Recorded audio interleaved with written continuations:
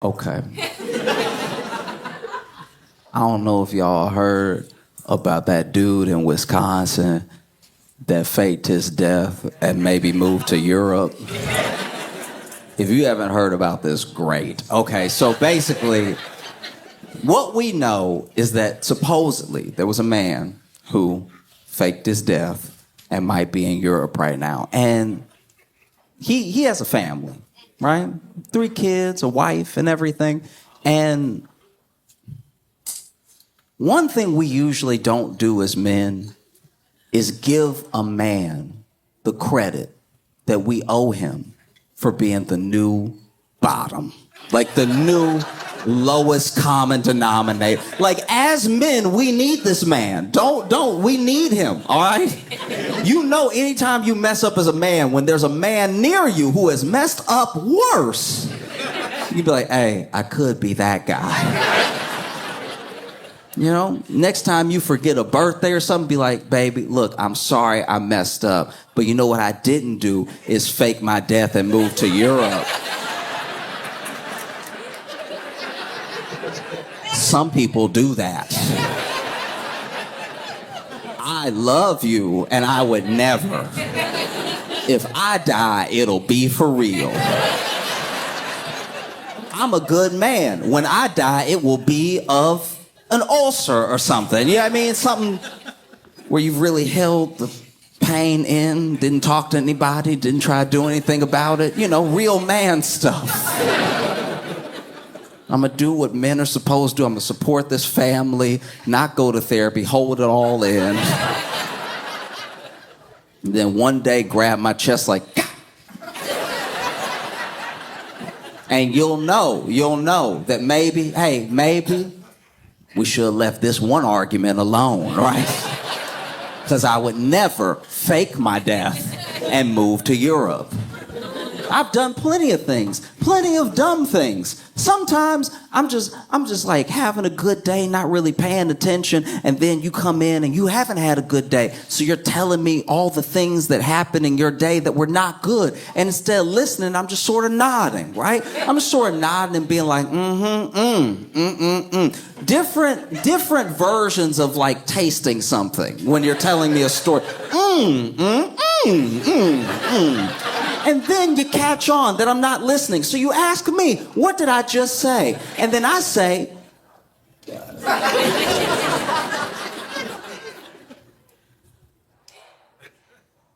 what did I just say? And you can tell I haven't been listening. And I know I should listen. I know that you're telling me this to vent because you trust me and you want my input on your day, right? I know that I let you down, but you know what I didn't do is fake my death and move to Europe. I'm not saying it makes me a hero, but it definitely stops me from being a villain. Oh, as men, that's one of our favorite things. When you mess up, but then somebody messed up next to you and it's way worse. You know, it's like when you go out to eat, go out to a nice dinner, you know, you take your lady out. And you're having a good time and everything, and then something comes up, maybe it's a little annoying, and maybe you start to like bicker a little bit, you know, just like at the table, in between the server checking on you, just a little bit of like, well, you don't even know what's funny. You know that.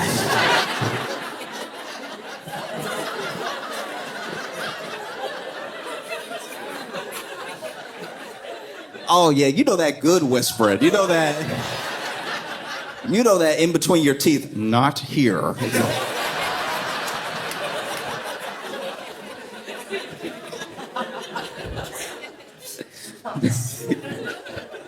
You know, you got both on edge and everything, so you in between the teeth, and she's over here saying everything, but just at that level of like half miming, half voicing, just like, I'm just trying to keep things together, okay? I'm just trying to keep the whole family together. Server comes up, is like, can I get y'all anything? Oh, no, we're fine. Oh, this is a good night. How are you doing? How's your night? Oh. And it's tough, you know, because you'll be in the moment just bickering. And then out of nowhere, a couple next to you, the next table over, that haven't been bickering, the couple that you look at like, why can't we be like them? She stands up and she throws wine in his face. And she's like, what do you mean your mistress is pregnant? And now all of a sudden you're like, I'm pretty good, right? Like I'm a pretty good guy. Huh? Can you give me that? I didn't do all that? Like, you got the white wine, you wouldn't have even stained my shirt. Like, I would never put you through that, what those strangers are going through right now. And so it's good. It's good to have a new low as a man.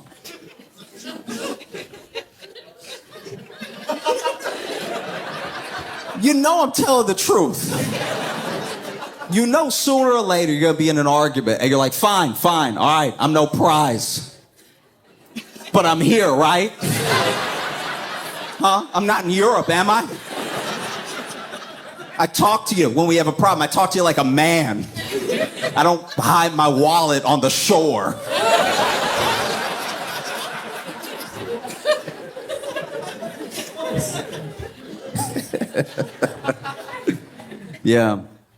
Yeah, this guy apparently faked his death. Moved to Europe. And like, there's a lot of layers here. There's a lot of things to unpack, because let's also not pretend that there's never a reason to fake your death. All right, before we pass full judgment, I'm not saying this dude isn't a piece of shit for doing what he did. I'm saying that like there are reasons in life to fake your death.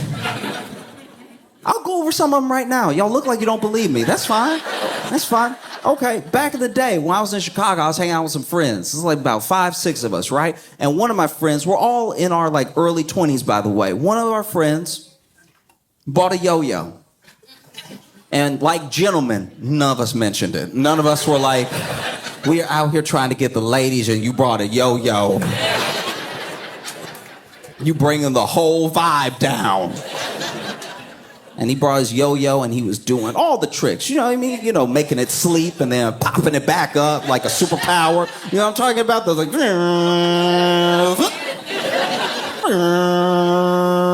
Because he had the one that had the like little acrylic... with the lights, yes. It had the lights. And the little acrylic sound like it would do the like when it was at the bottom. And if you ever want to hear the sound of women leaving, it's that. And so he's like, and then he was doing Around the World, and he was doing all the like walk the dogs and stuff like that. He was really good if you were 15. And so then, you know, he finally does one, and it comes back to shoot up, but it passes his hand and it hits him in the face, right? And he's hurt. Okay, you ever been hurt so bad that you couldn't make noise? It hit him, right? And instead of even screaming, he just was like, oh.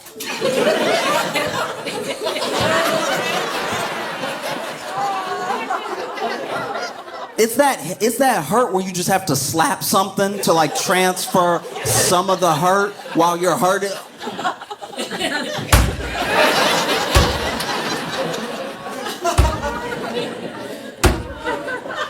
It didn't hit him and fly. It's in his mouth, by the way. Like it's stuck. We're still looking at it. He didn't move it. It's where his mouth should be. It's just a yo-yo, and he's like.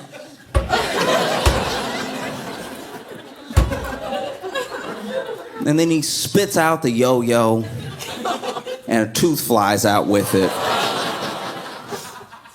And if he had faked his death, I would get it. If he was like, I need to start over from here, I would understand. Like, I really do get it, how people get to that place where they gotta fake their own death, because this was very hurtful and embarrassing. Or just a guy. I saw this guy online, and he had this weird energy about him, and it happens to dudes sometimes. And he was like that dude at the club that shouldn't be at the club. And I don't mean like he's old or something. I mean, he has an unsettling energy where he's trying to be more fun than anyone knows that he is. You know what I mean? Like, you know that guy that's like, whoa, but it's like no woo is happening. We've all been around that person, like, yeah, and it's like, but it's a barbecue. I don't know why you are trying to bring all this extra. And so that's what he was doing. He was in this club, he's like, yeah, woo, woo, and like, there's not even that many people there. So there's nothing to lay cover. There's not even enough noise for like his energy versus what's actually happening. Because people are just kind of casually dancing, and he, yeah, yeah. And then there's a woman that is like near the stairs, right? And I don't know what the stairs lead to, maybe the bathroom or something like that. But this woman is near the stairs, and she's like twerking along the wall, and she's like really got it going. Like she's very good, right? And then this guy walks up, and he's like, yeah, yeah, and he like slaps her ass a couple times, and then starts doing this and everything, and then goes to go down the stairs. But then, right as he goes to go down the stairs, his feet give up. His feet decide that they don't want to be a part of him, right? And so, rather than walking down the stairs, this man trips with both his feet. I've never seen anything like this in my entire life. This man trips with both his feet and then rides just his knees and shins down the stairs. And when I say rides, I mean, like, have you ever been on a sled? It's like that. It's exactly like that, but without the sled. He's just riding down, Home Alone style, just... And he's screaming, and you can barely hear him scream because the music is loud, but he's screaming so because he's riding his knees and shins down every step. They did not miss a step. Every knee hit every stair, and his shins hit all of the stairs. And so he's like, like a bird, right? Screaming like a bird the entire way down. He hits every step. And for some reason, I don't know why he thought it would help, but he's holding the handrail the whole time. And he's like,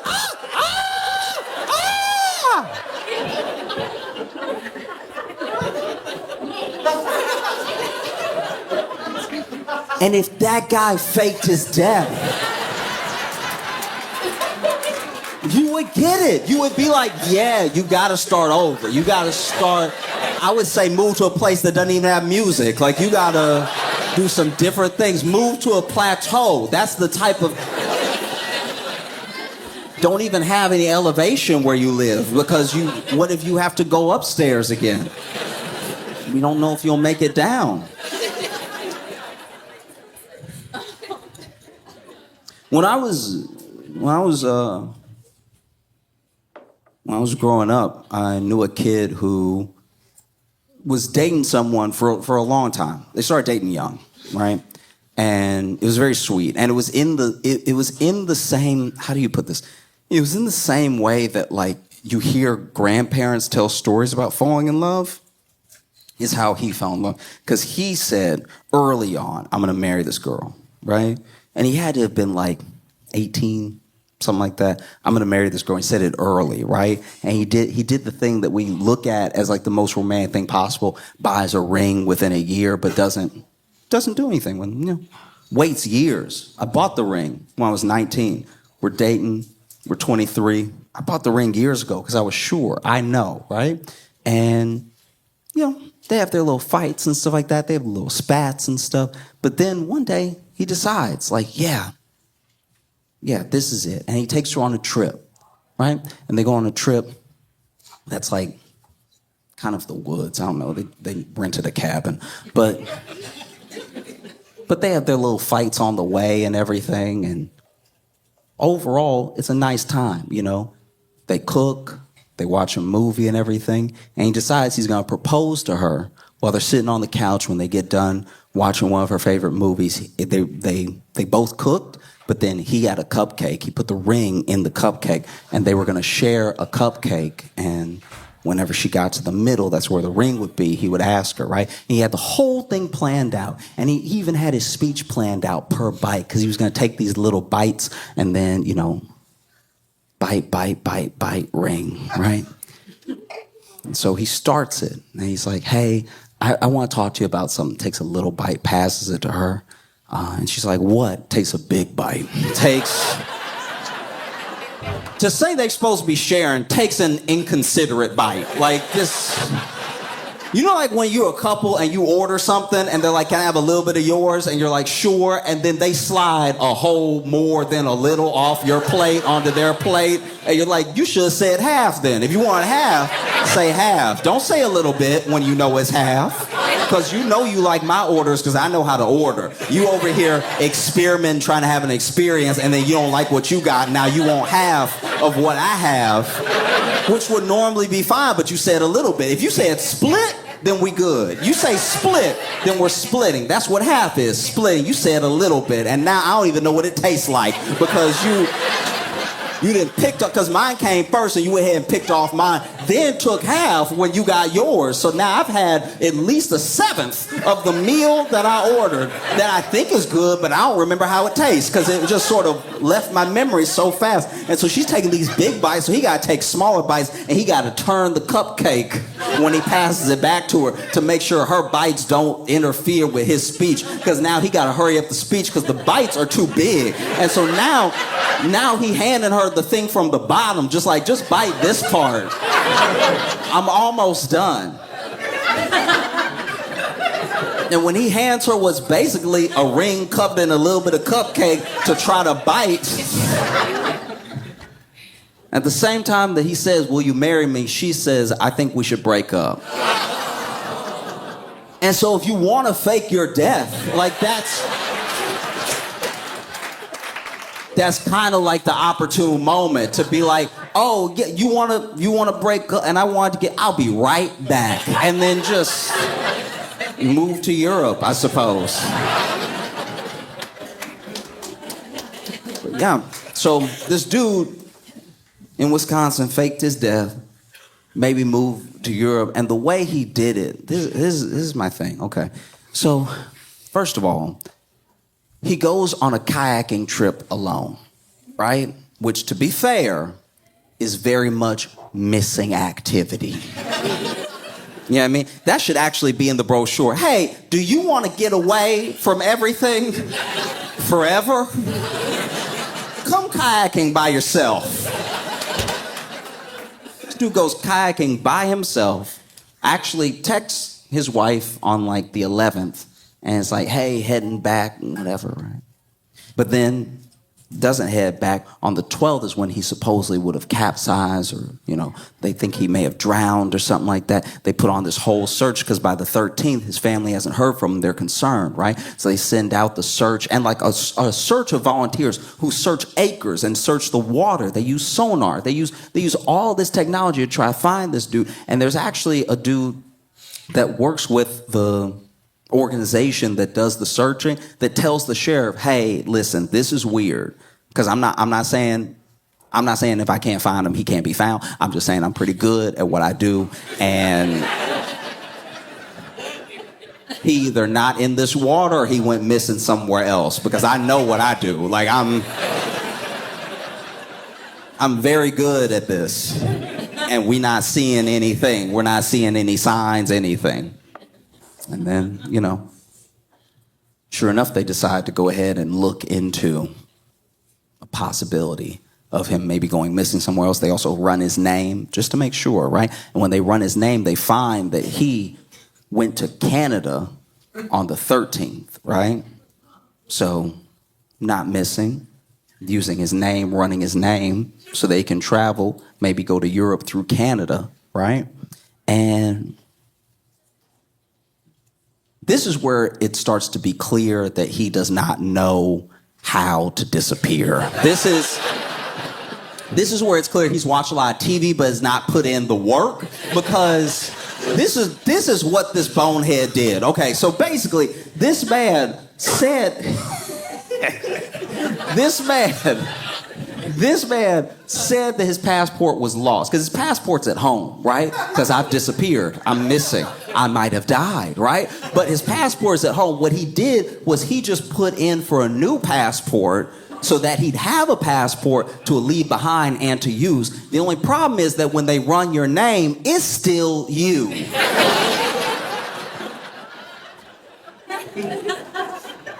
What kind of dumb spy move is that? That's still your name. That's like getting pulled over and handing the cop a fake ID. You still in the car. Like this.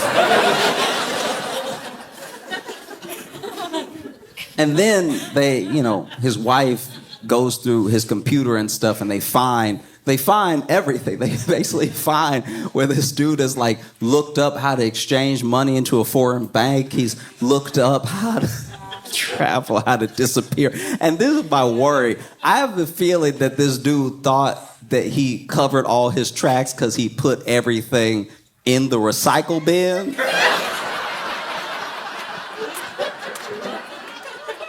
And then left it there. Like that, I genuinely think that's what happened. I think this dude was just moving files like, and they'll never catch me.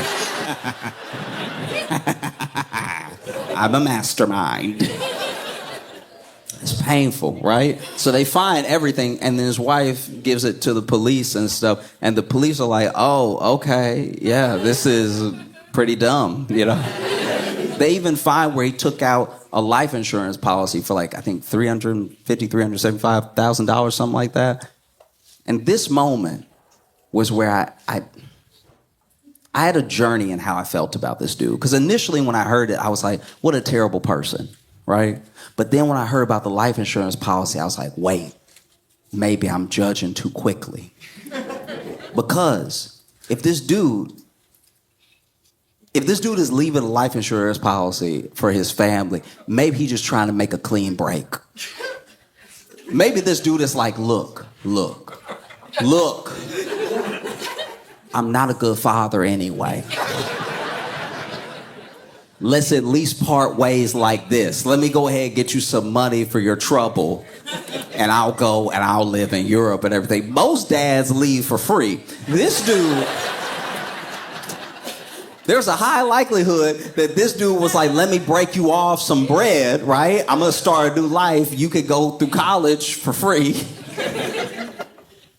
And then I saw what it doesn't look like he's tried to claim the life insurance policy, which would also be insane. That would be, I don't know much about insurance, and I don't like insurance companies, but that would be hella out of pocket to show up and be like, y'all, I died. I'd like the money from me dying, please.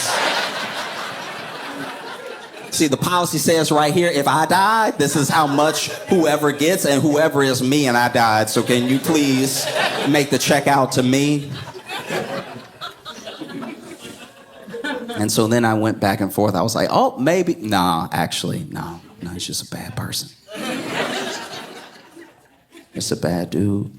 Faking his death, leaving his wallet, leaving his kayak, leaving his family.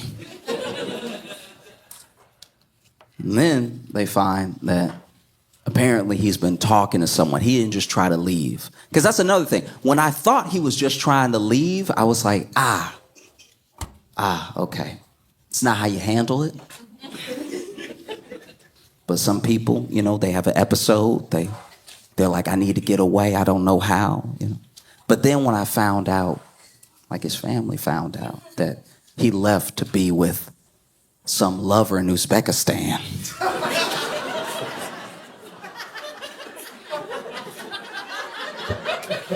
That's also when my feelings sort of went up and down because I was like, oh, you're not even doing it in some like I can't live this life sort of way. You know what I mean? Like you're not having a midlife crisis in that way. You're just trying to cheat.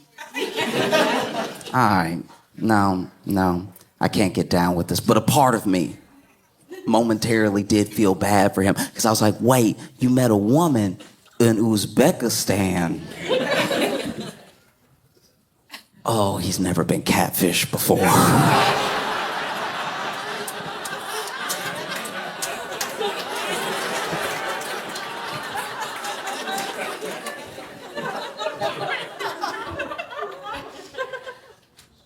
This is my thing. I don't know if y'all have seen, you don't have to tell me if you know what I'm talking about. We can all just act innocent. But there are, in this world, illicit sites. Illicit sites where you go to watch people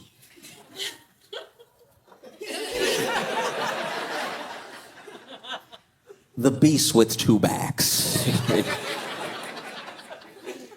And then in these sites are ads for local singles in your area. Or even better, ads for very willing women who would love to marry you in Russia and Uzbekistan. I think my man may have fallen for one of these ads. That or he's been watching too much 90 Day Fiance, because I feel like, come on now, how well do you know this person?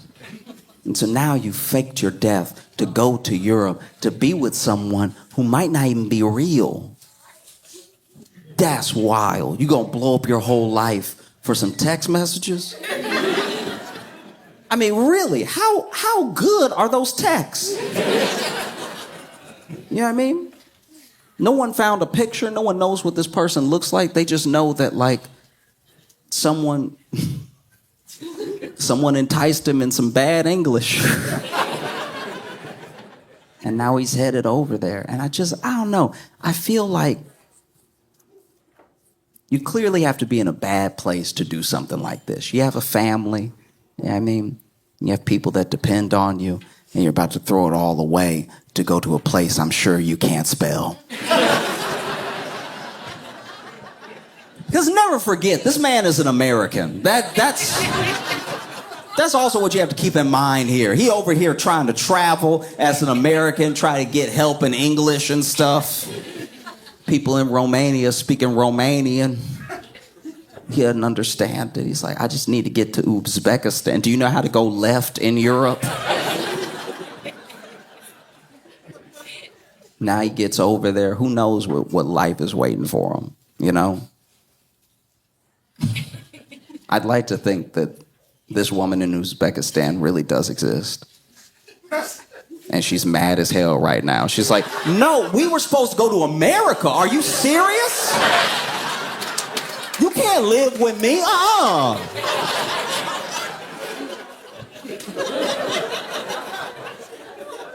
Because that's what would be, truly wild. If this dude comes back defeated. Just comes back to his family and is like, listen, y'all, look. I know what I did. I'm very sorry. Can you take me back? I've found, a new life here with you. I just want to be back with my family. Because obviously I hope this doesn't happen. But it would be kind of funny if while he's missing this whole time, he comes back home and his wife kills him. That would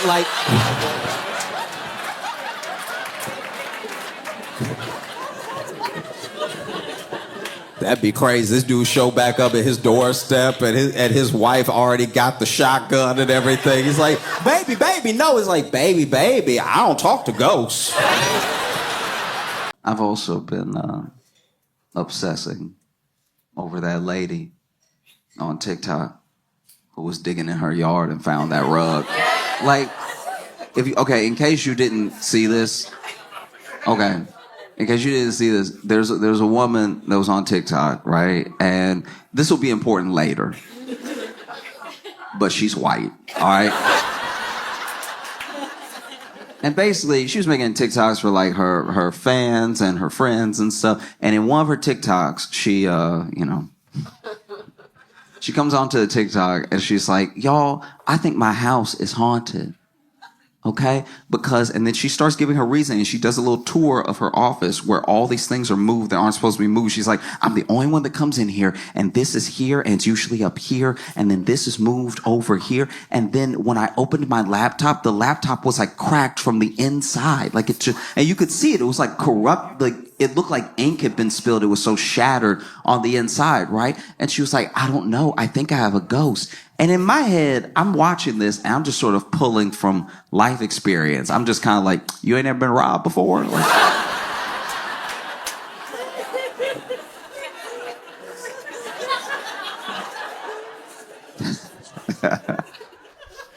and so then, another TikTok she makes after that is she's digging in her yard. I think they're moving a fence or something. And then they hit something. And then they look at what they hit.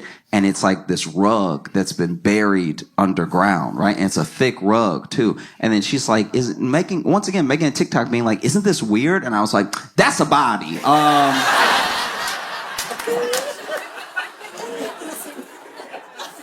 That's clearly a body, okay? And then this is the thing. When it comes to every person has different speeds that they operate at, right? You catch them on one day, they might react to you a certain way, another day a certain way. But some people do have like defaults, right? So one thing that's happened in the last like 4 years especially is that anytime a white woman's talking, we jump to Karen pretty quick, right? Like, there's Karens out there, but then sometimes someone will just have a menu and be like, does this one have gluten? And we're like, Karen! Like, that's... It's appropriate when it's appropriate, it's not appropriate when it's not appropriate, right? But for everything, there is its opposite, okay? And I think that for us, we do need to start talking about the complete opposite, because we all know this person. We all know the white woman who doesn't want to make a big deal out of anything. We've all met this person. She could literally be on fire. And she's like, y'all, I'm just warm. Like, no. You are in danger, Bethany. Let us help you.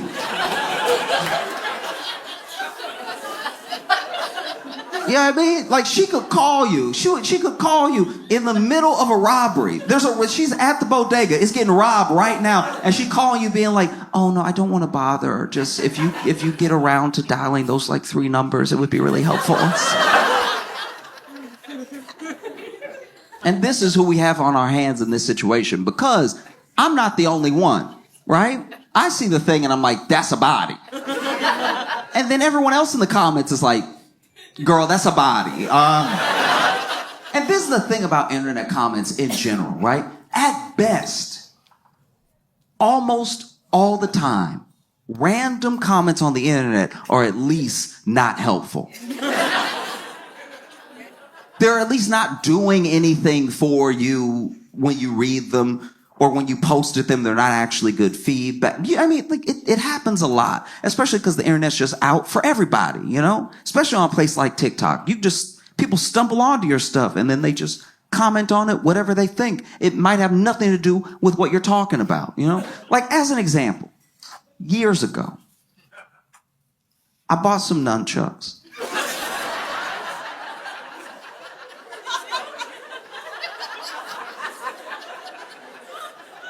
And I was watching a tutorial on how to nunchuck. And the dude's tutorial was good. He wasn't hitting himself at all. He knew exactly what he was doing, right?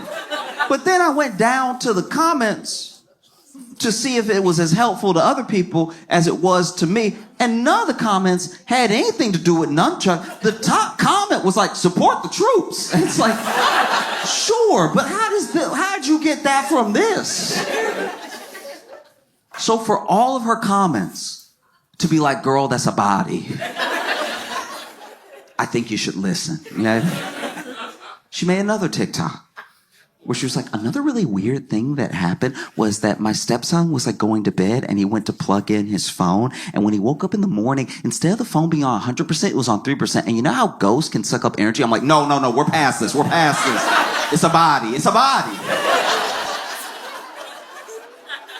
And once again, she was doing that white woman thing, trying to not make a big deal because, guys, I don't think it's a body. She says, I don't think that it's a body. I'm like, you think it's a ghost.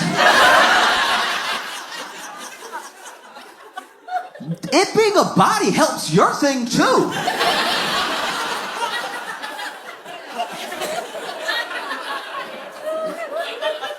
Every ghost used to have a body.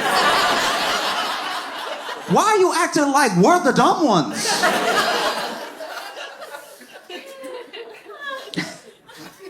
And so then she makes another TikTok where she's like, okay, y'all, I called the police.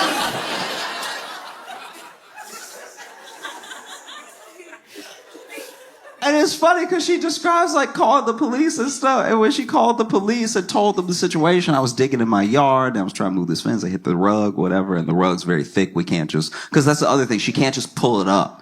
It's so heavy that it's like, it's down there. She would have to dig more to even expose more rug to even try to pull it up. And she tells the police that, and the police are like, that's not like a body.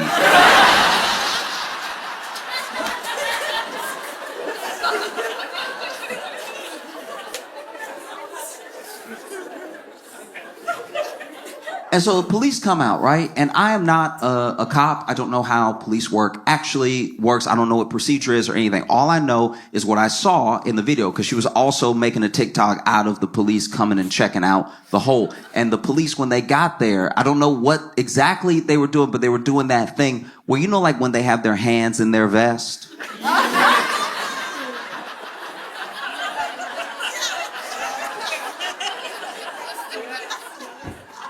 And so there was one cop that walked up and he was like,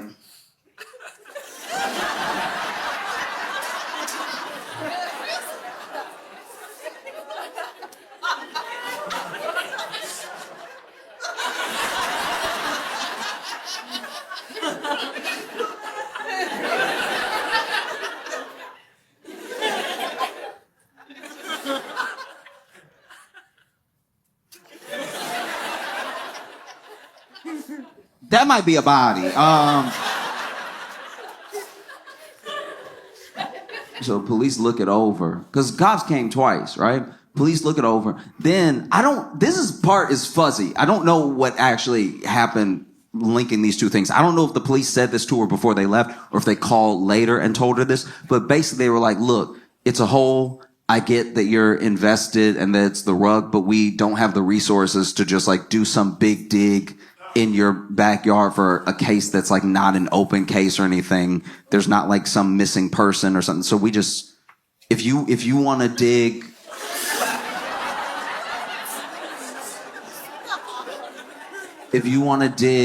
and then call us if you find something, you can, but like, we're not gonna. And I mean, look, in this case, it was just the rug. It's not like a foot was hanging out or something, you know what I mean?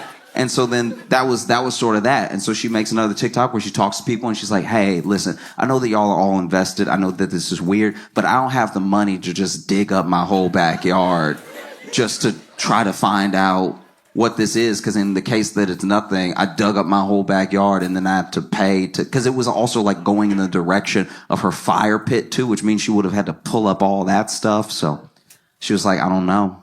I don't know where this sort of leaves us, right? And she makes another TikTok not too long after that. Because what has happened through social is that we're all talking. We're all talking. We're all, like, listening's a strong word, but we're all talking. All right? But you gain the interest and you can intrigue people from all over the world, right? And so as people are getting more and more invested in this thing, she makes another TikTok a little while later, where basically someone was watching her last TikTok about how, yeah, she didn't have the money to just dig up her whole yard and everything. And so then they messaged her and they were like, hey, I own a construction company. I'll dig.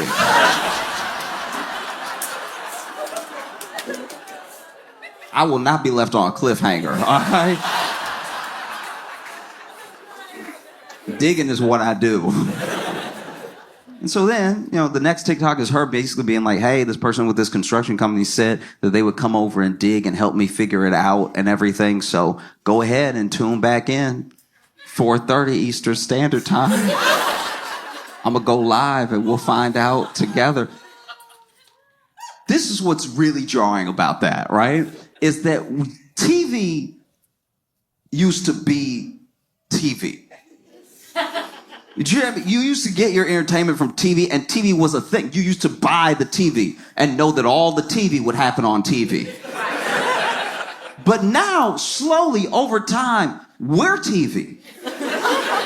Whether we mean to be or not.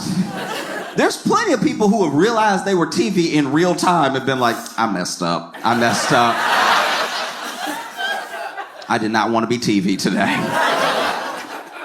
You know, TV used to, we're spoiled. You know, we're used to 24-hour news. We're used to 24-hour programming, even pay programming. When a channel runs out of TV ideas, they're like, well, we'll let this person try to sell you something for 3 hours. You know what I mean?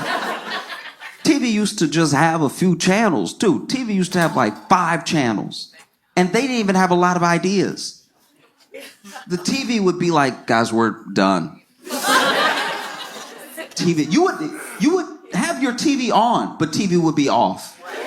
Because they were just, they just didn't have any more programs. They were like, you know what it is. We'll see you at 3 o'clock tomorrow. Go to bed. What are you doing up? Why are you still up right now? You have a problem. You need to see somebody, a doctor maybe. You probably have insomnia because you have left this TV on all night knowing that the Dick Cavett show only goes so late. And I didn't know about any of this. My grandpa was telling me, you know what I mean? But like, he was like, yeah, you used to, you know, that used to be how you knew you had a sleeping problem. And now, you know, she's opened herself up to the fact that, like, this incident has made her TV. She even said, tune in at 4:30 Eastern Standard Time. I was like, you have commercials too? Damn. And then soon after that, she makes another TikTok where she's like, okay, all right. So I got a call, construction company calls, but I got another call from homicide. And a part of me was like, duh, it's a body. But she's like, I got a call from homicide that basically they said that they don't know who the last 2 officers were communicating with because it wasn't them. They must have talked to somebody else who told them to tell me what they told me. Homicide heard about the case and they were like, we would very much like to check.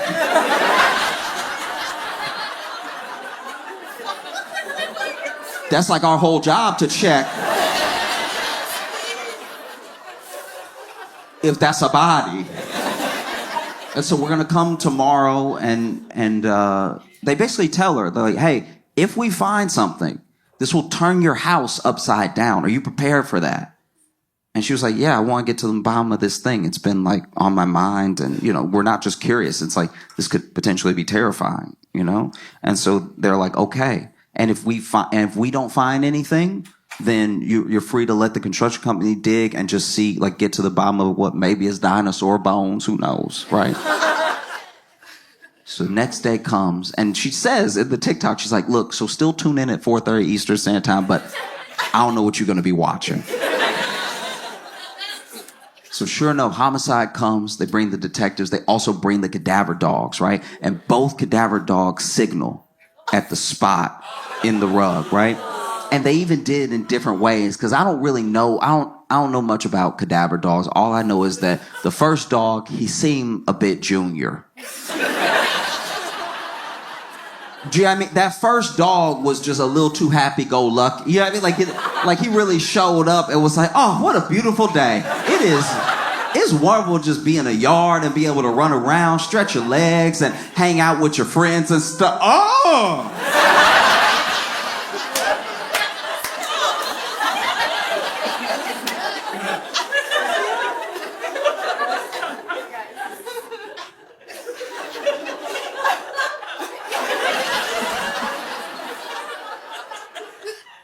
Y'all, this is just my opinion. I think that's a body.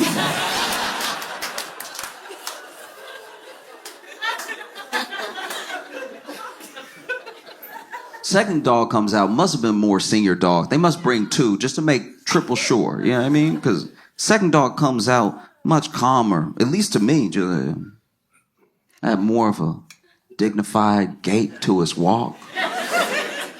Walking around.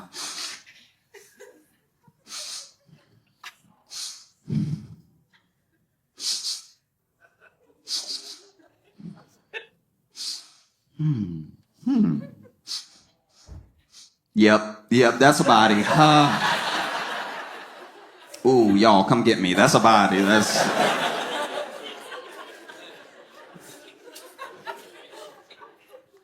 it's got to be tough. It's got to be tough to be like a police dog because you don't know you have a job.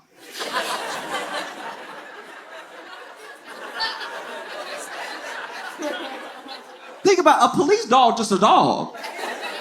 They think they're chilling. They think their life is normal. They only have like wild reactions once in a while, you know? Like I wonder what it would be like to take a police dog to like just the dog park. Have him converse with other dogs and stuff. Running around. That house dog is like, hey, how you doing?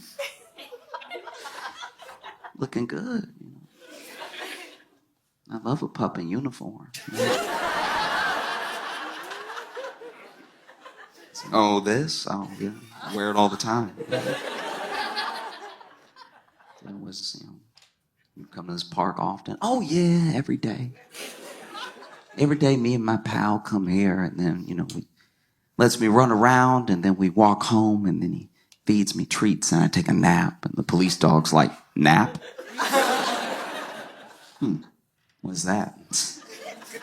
Oh, when you just get tired and you fall asleep whenever you want. It's like, okay, must be nice. You said your owner gives you treats. What kind of treats?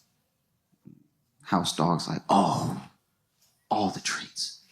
It's incredible. I get like the beef treats and the chicken treats. I go crazy for the tuna treats. I try to play it cool, but I can't.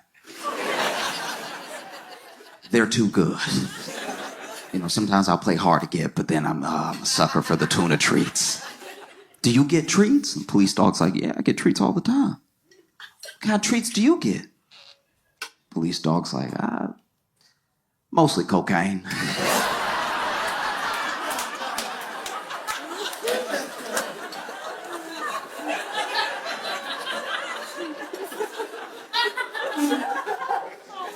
Because I'm one of the dogs that they have sniffed for the cocaine, and so I'm running all in the house checking for the cocaine. I usually get there first, and so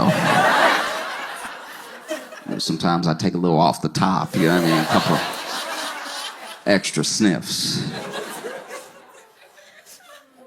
It's gotta be wild. It's gotta be wild to think as a police dog, you're just going for a walk. They're like, smell this. Oh, okay. See what else smells like this out here. You're like, oh, all right. You just on nice stride, running with your pal, and then out of nowhere you're like, something over here smells like, oh my gosh, that's a body.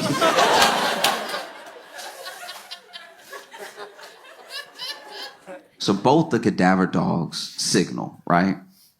And when they signal, she's like, oh my gosh, she's really taken it back. And I think that's also the first time that this becomes like real, because I think, I can't say what was going on in her head, but I can imagine that like at the time you're just kind of going through the motions and having your own little true crime thing. But then when there's really something there and it becomes real, like, oh, this is terrible. This is terrifying. And then the police even come over and they're like, hey, you might want to stop recording.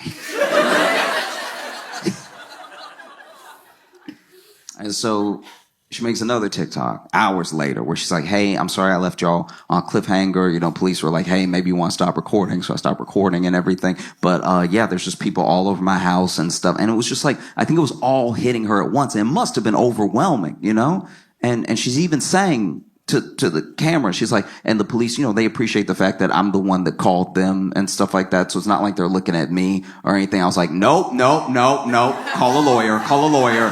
Call a lawyer. Call a lawyer. Call a lawyer. Call a lawyer now. Put the phone down and call a lawyer. Don't talk to me. Call a lawyer. I'm not a lawyer. Stop talking to me. Call a lawyer.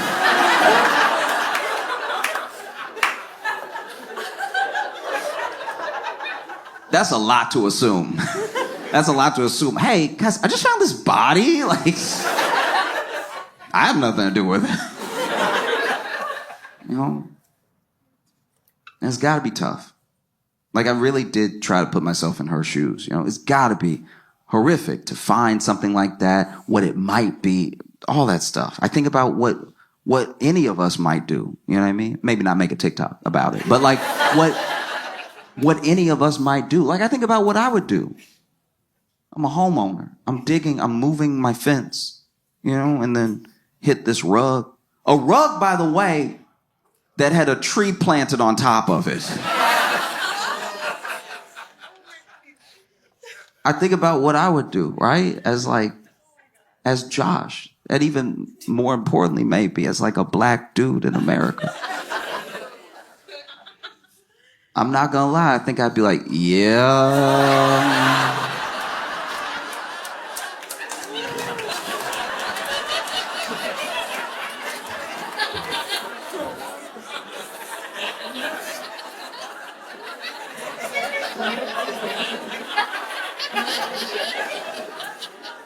I didn't kill him. You know? So then they like properly excavate and they do a whole dig, and it turns out it's not a body. Isn't it weird to be disappointed?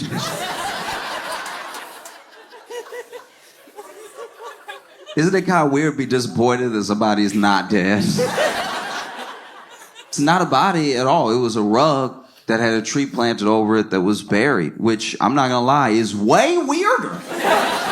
That's so much more jarring now.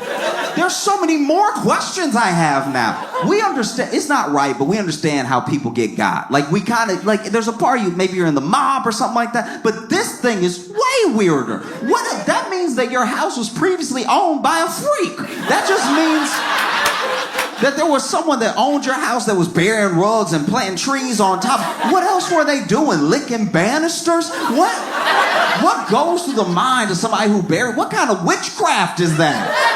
I want answers. She gonna be retiling her roof years from now, and there's gonna be a piece of bologna under every tile. What kind of cartoon house is this?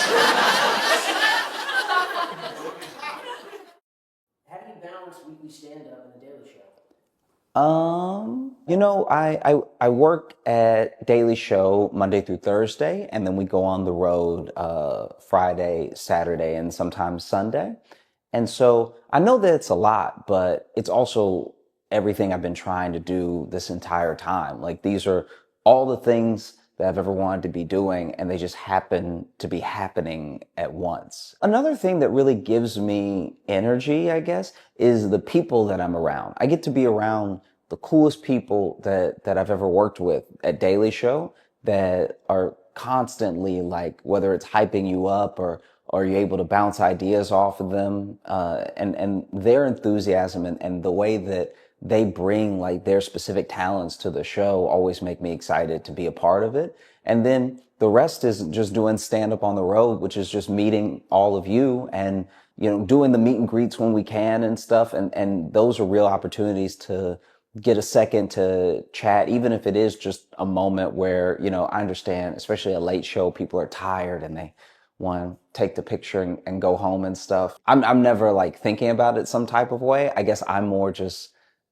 so excited to meet the people who enjoy what I'm doing, you know, because sometimes you are creating these things online and it's very easy to see a number of likes or a little ticker go up. And while those things carry their own sort of excitement of like, oh, that's cool that people are watching, it's not until you meet the people that are watching that you get a real sense of what's going on. And so I don't know, if I'm being honest, if I've thought about balance yet or anything. You know, I sneak in my naps when I can, and one day I will find time to sleep.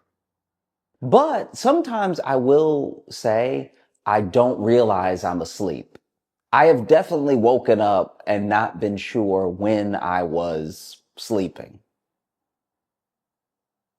So I guess I get enough sleep. How do you take care of your mental health? I think I do lots of stuff. To me, I think you're constantly bombarded all the time with stimulus and with media. And I think that even though most of it is negative, the positive stuff there, whenever you open yourself up to it or whenever you focus on it, is just as overwhelming sometimes. You know, there are a lot of people out there talking about the good things happening in the world. And if you engage with that stuff as much as you engage with like mainstream news and being up to date on the latest horrible thing that's happening in every country, I think you can find the balance that's actually happening, because it's true. All these things are happening at the same time. And I don't know. I think that centers me sometimes, that like as many bad things as there are that are happening, there's so many instances of us seeing like the good in people and the good in the world and stuff. And so that helps me take care of myself. I have people that I will sometimes message if I'm having a rough time, for any number of reasons, you know, just having those people really help. I think that therapy as well, depending on your version of it and what you found helps you the most, I guess depends on how often you lean on it. And so yeah, I think therapy, I think engaging in as much positive media as I can, and I think looking up specifically for news stories where something good is happening help me take care of myself. Why are your tickets $400?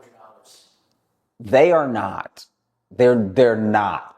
I cannot say this enough how much they are not. And because of how social works as well, no matter how many times you post that they're not, it may not reach the people who saw the thing. You know what I mean? Like we're all just missing each other because they're not at all. One of the reasons that you might see $400 tickets to my show are resellers. So I am trying to make sure everybody can come to the show. I'm trying to make sure that all the tickets are affordable, right? But if someone buys up a bunch of tickets and then they go to the secondary market and they wait until the show is sold out and then they try to sell it to people who want to come to the show but missed it, they're going to charge whatever they think they can get, right? So while it's 400 in this economy, $400. I am not asking that of anybody. $400 is too much money. Okay. I can't sing. Yeah, I mean, like we're not talking about tickets to like somebody who can do backflips or something like that. Resellers are charging these astronomical prices, which is why I tell people to join my email list. If you join my email list, I will let you know when I add shows. I'll also let you know when shows are happening. You'll also get access to pre-sale in some of the markets because we try to email everyone out. There's a whole thing that I'm learning about how like venue have pre-sale tickets and days, and everybody has a certain amount of tickets that they're allowed and stuff like that. But as soon as we can go to you with the ticket, we try to go straight to you. So that way the email is coming from me and then you can get the ticket at its intended price, and we completely cut resellers out of it. Sometimes I even lose words for how best to describe how bad of a thing this reselling is, because it cheats you out of money and it cheats a lot of people out of an experience, you know? Because let's just, for the sake of argument, say the reseller buys my ticket and they're charging $2,000. And then people are like, Josh, love you, nice little quips, nice little witty jokes online, but 2,000, no, no, no. Now, somebody who was willing to pay the like $35, $45 that I was charging for the show doesn't get to come. And then this reseller is blocking people from having a good time at the show, you know? So my tickets are not $400. If you see that, you know, not only don't you buy it, but also feel free to warn other people, hey, this thing is not real, you know? So hopefully I've spoken about it well. Hopefully. Where is your hour-long Netflix special? It doesn't exist, but I think maybe it could one day. We'll see. The reason I do stand up is to connect with the people that I'm doing stand up for. And that's been happening through social, through YouTube, through like live performance as well. So I feel like the connection is there and it's getting stronger and it's growing. And so I don't concern myself as much with like, oh, when are we going to get this thing, or can we get this person on the phone or something? Because to me, all things happen as they're supposed to in the right time. And so if there is a day that comes that I have an hour long Netflix special, then the day that that comes will be the day that it comes out. Until then, I'm having a great time uh, posting and writing as much as I can and just sort of putting that stuff out there. Can you go deeper into your writing slash performing process? Yeah, so I guess I don't know. I could talk about it all day. So I'll try to give like some bullet points. I think when you're writing about anything, in my experience, I think taking the things that you find funny about them and the things that you find interesting about them and believing in them are going to be ways that you connect people to the thing it is that you're talking about. Not everything is interesting, and maybe everything can't be made interesting by a specific person. But I think if there's any like gold that you actually find in something, someone else will connect with that. I think the missing connective tissue sometimes is belief in the thing that you're talking about, and it's in a full understanding of what you're trying to say. And so whenever I'm writing anything, I'm trying to make sure that I'm fully distilling the idea down enough that if you don't know me and if you don't know what I'm like, and if you've maybe even never watched stand up before, you'll still get what I'm trying to say. And I think that that is one of the main things I look for in what I'm talking about and how long I want to talk about it. And then I think that sort of all of life informs other pieces of it. So if I may be talking about one thing that has nothing to do with any of the other topics I bring up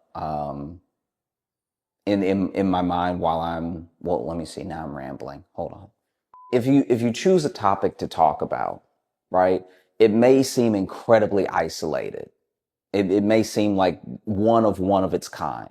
But because of how long humans have been around and because we have cyclical behavior, it's not. So no matter what the thing is, there's something like it that has happened before, even if it's only in spirit. And so I think that as soon as you pick something to talk about, you can find things that are similar to that thing that maybe someone might not understand thing A that you're talking about, but they've experienced thing B. And if thing B is a universal enough experience and you link it back to A, then I think that you can in turn at least give people the option of seeing what you're trying to say. And that's just one way to do it. I think that the other way is like take the thing that is your topic that's most important to you and breaking it down on every level. At some point with those layers, people will start to see what you mean. Whether or not they agree is like completely up to them. And luckily for stand up, you don't really need anyone to agree with you. You just need them to be enjoying what you're saying and find it funny. Some things that we find funny are because of agreement, and some things that we find funny is because of the absurdity of it and how much we disagree. And so I think that in those ways, you don't really need to have the way a lawyer does an iron tight argument. You more just need to have all of your points built out and know exactly what you're trying to convey. And then that will be the link between you and the people that you're sharing with. I think that, yeah. Thanks so much for watching. I appreciate you so much. I look forward to seeing you on the road when I come to your city. Make sure to join the email list. It's at joshjohnsoncomedy.com. And I look forward to making more videos for you in the future. You know, I really love what I'm doing right now, and you're part of why I love it so much. Yeah, yeah. Till next week. So when I swing my legs, are you getting that? Oh, you're not? Okay. That would be my undoing because they are nowhere near. And it's like, it's hard to take a man seriously when they're swinging like this because it's a natural thing. Like if they were on the ground, they would be planted enough that it wouldn't be a big deal. But because they're so free, because my knees are really off the edge, there is a dangle that's not only a bit dainty, it's a bit whimsical too. It's not the right vibe to try to be. The shoes are also Velcro too, so that. Yeah, okay. These actually aren't my normal shoes. I wore these because I lost my shoes. And so I'm still looking for my real shoes. But then until then, I have these on and everyone has been looking at me like I need help. I have not encountered anybody in a store or on the street that has seen my shoes and not been, let's just say, extra nice to me. Dangling in Velcro shoes, it's not the look for a grown man. You know what I mean? Like this is, when I tell you, I'm positive that this is like a walking ick. Yeah, like this is bad. So I was also not happy about it because I literally asked my girlfriend, "Hey, do you know where my shoes are?" Which is one of the most insane questions you can hit a person with because your shoes should have been left by you somewhere nearby. But I did not know where my shoes were. And I haven't worn these in maybe a year. I don't even know where they came from. I really don't. Like maybe I bought them, but I feel like they were a gift, and not just a gift, but like a re-gift. Like I think they were given to someone my size, and then that person was like, "Nah, I can't keep these in the house." It's better than not having shoes. I'm grateful to have more than one pair of shoes, but I'm also praying I find my real shoes soon because, ugh. The main shoes are what, on? On clouds, yeah. When are you gonna get an endorsement? You have those on every show, every stage, all over the country. That's up to On Cloud. I wear them because they're comfortable. But an endorsement would be nice. That would definitely buy some more On Clouds. Yeah, they might as well endorse me. I would just give the money back to them almost immediately in On Clouds. I don't know. Yeah, maybe y'all saw. Maybe you didn't see. Maybe I mean, people can only watch so much news, you know. But y'all saw the president at the UN.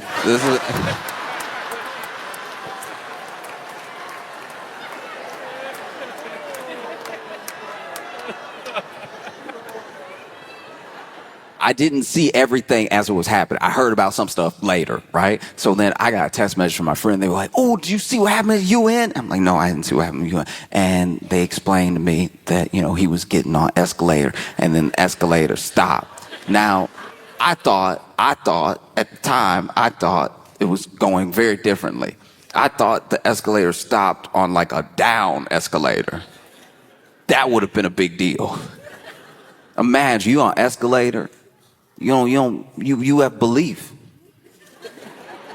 You get on a down escalator, you're like, all right, it's gonna take me where I need to go. No need for a seatbelt. If that thing just stops, the momentum, whoa!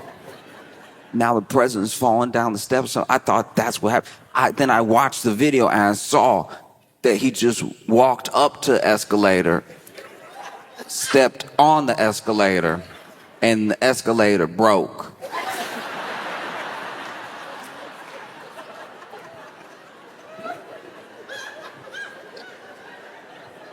And you saw him stand at the bottom of the escalator like, what?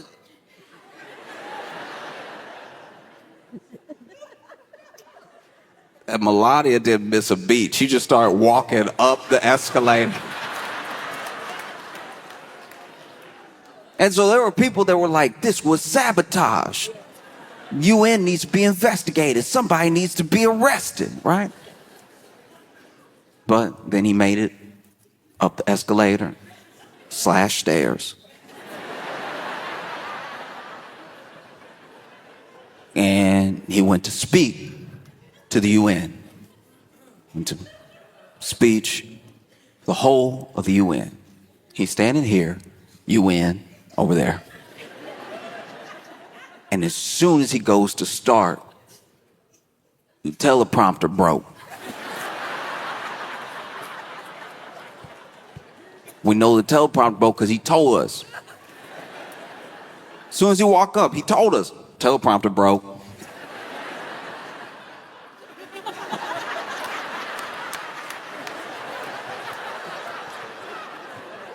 First the escalator, teleprompter broke. Nothing here work.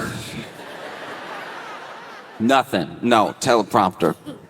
And it's like, look, if you're delivering a speech and it's been, uploaded to a teleprompter, then teleprompter breaks, all right, like, that is something to be annoyed or caught off guard about. But I'm sitting there watching, like, why do you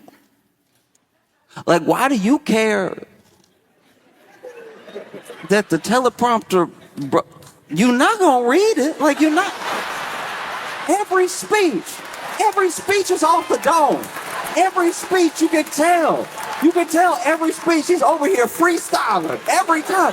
Why do you even have a speechwriter? You know the president's speechwriter right now gotta be the easiest job in the world. You just over here typing up chapters from Great Expectations, knowing he's not gonna read it. Knowing he's just gonna go, you know what I mean? He goes off of vibes. What do you care that the teleprompter is broke? You weren't gonna look at it. You might have read the first couple sentences and then been like, you know what? I'm gonna speak from the heart.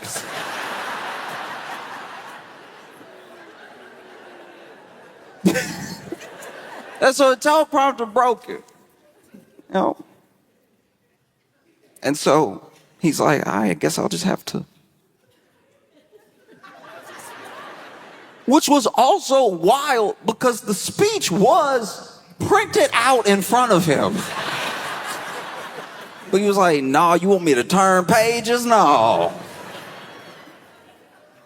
Then proceeds to, give this address to the UN, and it depending on who you talk to,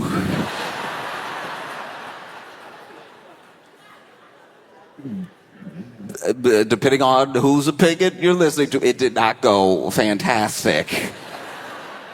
Because the energy of the speech was like the normal energy. It was like rally energy, like talking to his base or something. But this is the UN. They don't live here. Like some of the stuff they don't care about. Like, you talking to the UN. Everyone's here. He's over here like, I inherited a mess and we fixed it. And like years ago, we were down in the dumps and now we're the hottest country in the world. He keeps saying we're the hottest country in the world, and I don't know what that means. I feel like even the UN was like, so what? Climate change?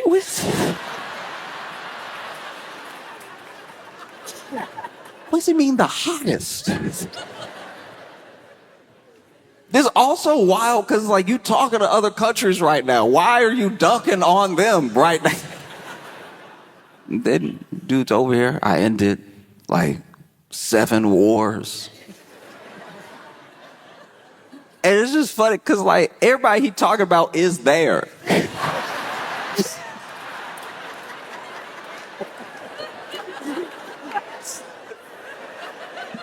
So now some of these countries look at each other across the desk like,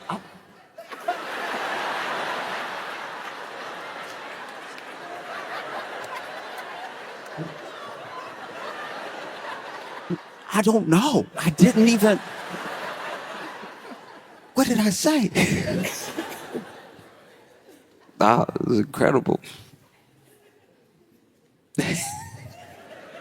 And then there was a weird thing. I think it was Brazil. He was talking about the leader of Brazil and how, like, first of all, this dude also tariffing everybody. So then he was talking about how he doesn't do deals with people he doesn't like, but then he had a good handshake with the leader of Brazil, so maybe they could work something out. Even Brazil had to be like, yo, I don't know. I just saw him in the hallway. Out here trying to be cordial. I don't even know if this is good. Was it good? No, it's phenomenal performance. Truly, I've not seen anything like it. Just over here. I'm sure if you were at the UN just sitting there, you just sitting there quietly listening, looking over at other countries. You know, there's some countries that had just be chuckling. Like countries that aren't in the mix, you know what I mean? Like if you're not like a key member of BRICS, or you're not, you know what I mean? Like if you're not like in the news in that way, you just come, you enjoy the show. You know? Like I imagine maybe Zimbabwe might have been cracking up. They'd be like, that's your friend. That's your friend.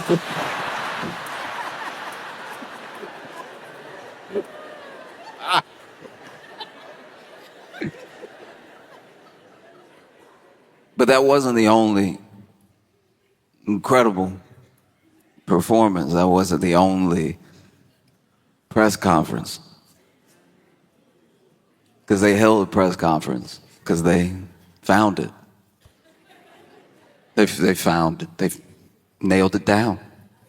They found the cause. That's what they said. No one gathered everybody together. Got the press conference going on. Looked like it was in the Oval Office. Yeah. And they were going to talk about the causes that they had found, the root cause of autism. This is what they said. And so, you know, they walk in and you had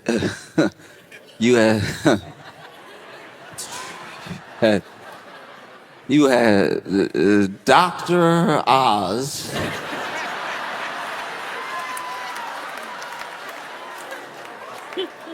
Dr. Osmosis himself. You know Dr. Ozymandias. Like, Dr. Oz is standing there. And like, why? How did this happen? If we are just going to start putting people from TV in real, like, government position, in real medical field, can we at least get somebody from, like, Grey's Anatomy or something? You know what I mean? Like,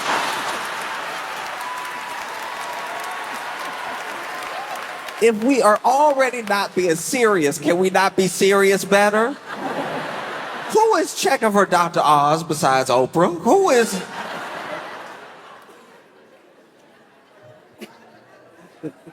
He's standing there, doesn't even really look that healthy himself. This man's advice so far has been actually insane. They've done interviews with him. He's, spoken to the public. Like, what would you suggest for Americans? The man's out here. If you want to, if you don't, look, if you don't want to be sick, be healthy. I wish I was joking. I wish, like, I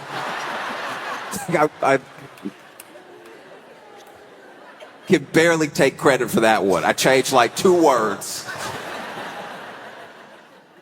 So you got Dr. Oz from TV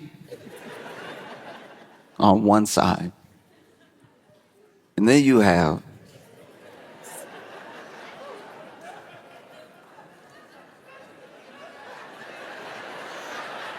y'all know who he is. And then you have RFK Jr. on the other side, looking odder than usual. If y'all saw it, you know what I'm talking about. RFK Jr. showed up. I don't know what's happening. Because it wasn't like a tan.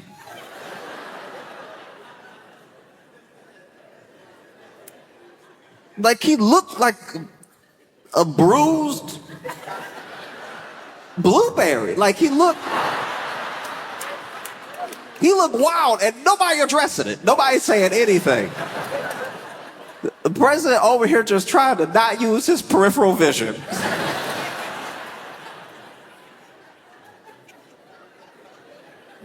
RFK Jr. is white. No, that is a white man. He's white. He's a white guy. But that's the first time I've ever seen a white guy and been like, he is colored. Like that.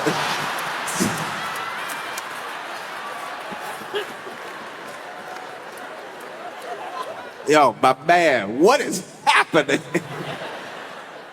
He just stand there like he been holding his breath for 26 years.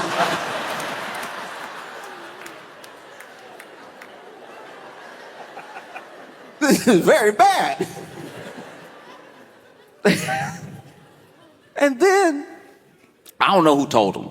I imagine it could have been somebody, higher up, but it could even just been an aide that told the president, okay, you're going to give this press conference, you're going to talk about links to autism, and what you need to do, this is very important, for legal, this is very important for a lot of reasons, what you need to do is say the name of the drug. Then you can go on and say the brand name. But you need to say the name of the drug because the drug is what we're saying is the link, not one particular brand. So there are other like store brands that are this drug. You need to say the drug. Say the drug. You have to say the drug. Okay? Say the drug. And I'm sure he attacked it with that regular, bravado. I'm gonna say it, whatever. Get out of here. Let me work. Let me get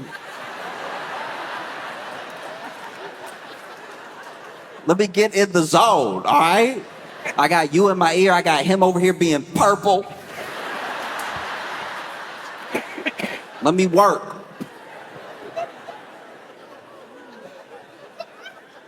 It goes up, starts the speech. It's rolling. It's rolling with it.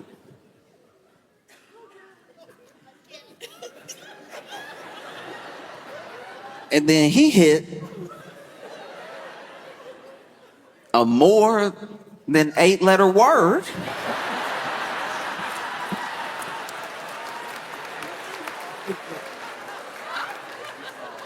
And then the commander-in-chief, leader of the free world, in real time, in front of us, the American public, technically the whole world, because the internet, our leader in front of the nation, at a press conference they called.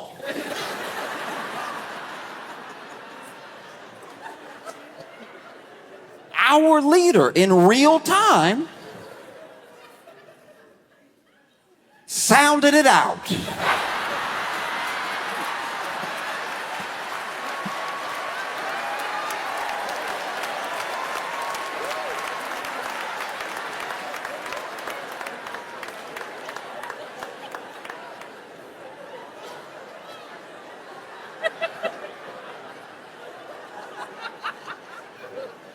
I try really hard. No matter who somebody is, no matter the background, no matter the situation, really treat people like equals, not like look at people a certain type of way. We all struggle. We all have our different strengths and weaknesses and everything. But I'm just going to go out on a limb and say it. If you are 80 and you haven't attacked a word before, maybe it's just not a word you ever going to get. Like if you... It's late. It's late for him to be sounding out new words.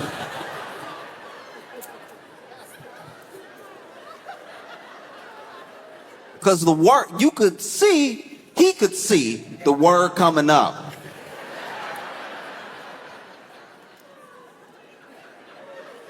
And sounded it out confidently, too. Just over here, ace.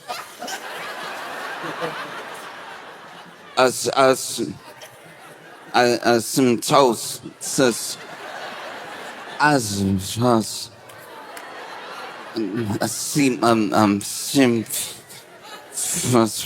And it's not like it was in the mic. You couldn't hear it into the mic, but you could tell Dr. Oz was standing there trying to do hard ventriloquism. Just.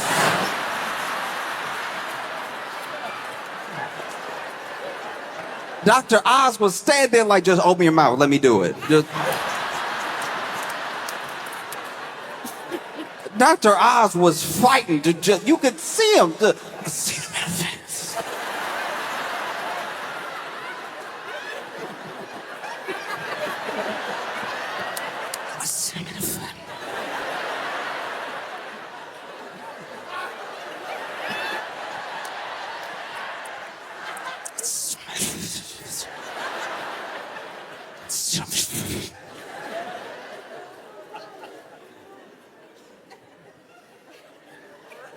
Acetone. I see Trump. See him, man. I knew when he looked around, we were cooked. Like I knew it. When that man looked up from the paper, I was like, no, stay on it, stay on it. Stay with it, you almost got it. I see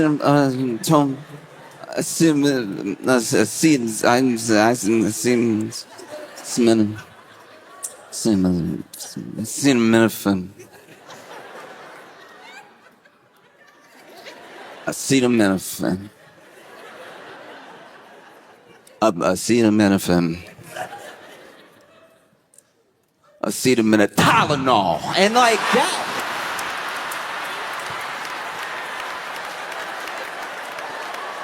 That is also wild too. Gave us the full, what is it, Porky Pig? Gave us the full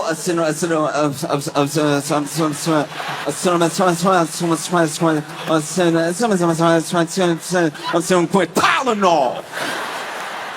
And he was hitting those T's, that Tylenol, extra hard. He was getting his payback with those T's. Tylenol, don't take that Tylenol. When y'all see Tylenol, because it was rough. It was rough. It was like you've been in third grade before. You remember when a teacher, I didn't even know this at the time, but it was basically when a teacher had like a hangover, and so then the teacher would just make y'all read the book to each other. At the time, I really thought it was about learning, and now that I'm grown enough to have friends that are teachers, I'm like, no, you had a bender. That's what this is. Don't try to put this off on the students. You see in double right now. And so it would be, your turn would be coming up, and you would do a thing. Somebody would be reading over here, and you start counting people and counting paragraphs. And then you read ahead a little bit so that when it's your time to read your paragraph, you're reading your paragraph all fast and everything. People can't even retain the information. Then, there'd always be that one kid.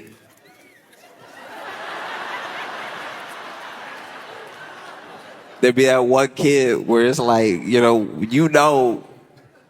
when you get to his paragraph, that's going to last till the end of class. So you literally count your paragraph till you have to read, and then you count paragraphs, and you like, the bell gonna ring here.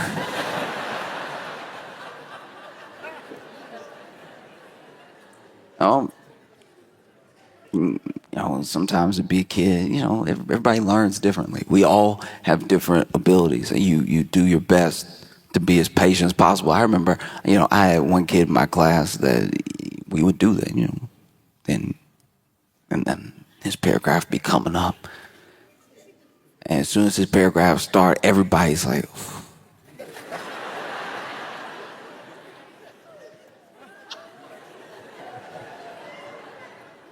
And then he would start and he would be sounding it out and then hit the word and then sounding it out. Everybody learns at a different pace. Sounding it out, hit the word. Sound it out, hit the word. Sometimes he'd even go back, sound it out, hit the word, say the last 3 words together. He's learning. We're all learning. Everybody moves in their own time. But sometimes, I'll be honest with you, I was a kid too. I wasn't always patient. Sometimes he'd be sitting there and be like, eh, eh, eh, eh, eh, eh, eh, eh, eh, eh, eh, eh, and I'd be like, A, it's A, it's A, it's A, it's A. You already hit it. It's A, it's A. There's nothing left to do. It's A, it's A. It is A. You did it. High five. You did it. It's A. It's only A. And then you grow up and you mature and you realize that everybody's good at stuff. People aren't as good at stuff and everything. Because I'll tell you what, I could read. When I was a kid, I could read. Very good at reading. My math wasn't great. So then when it came to math, it was me who was like a little bit behind all the time. Especially when we got to like algebra. You know? Because I could like, factor a little bit. I understood denominators and stuff like that. Like I felt like I was keeping up and everything. But when we hit algebra, all of a sudden the tables were turned. This is why you have to be as patient with people as you want them to be with you. Because I'm sitting there. For the first time, there's letters. There's letters in the math problem, but I'm sitting over here like,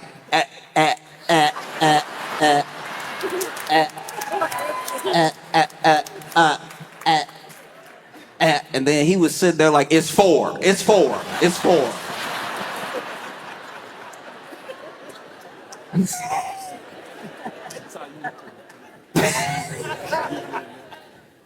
Oh, and so, he's over there. He went ahead and dunked on that acetaminophen and then went ahead and started saying Tylenol, started describing to the people things that were not on the paper in front of him. Which is why you definitely shouldn't be upset when the teleprompter doesn't work. You know is what you're going to do. This man was just throwing out all types of wild claims. This dude was like, hey, look, the Amish,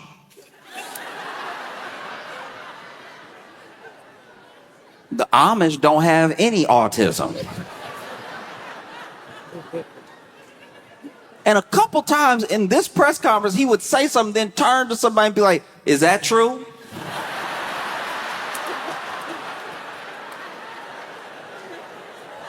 But man, no, it's all on the paper. They put it all on the paper. You had RFK Jr. turn from purple to red. Because then he just started going off on like vaccines in general. And just started saying like, look, it's too much. It's too much. And he's not the first person. He's not the only person to be saying that. It's too much at one time. You got those beautiful babies and you shooting them up with 80 shots of liquid.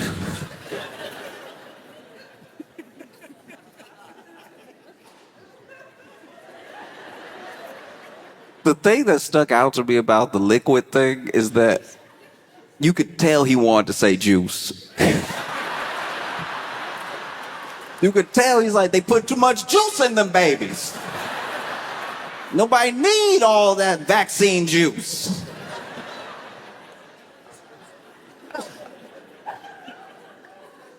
No, it was truly wild. And then it was over. I can't imagine what it must have been like to be on the board of Tylenol. If you're on the board of Tylenol watching this press conference, you over here probably on a whole roller coaster of emotions. Like, at first you'd be sweating because they had let it slip several times that this is basically what the topic was going to be and what was going to be said. It had been like, pieced out, little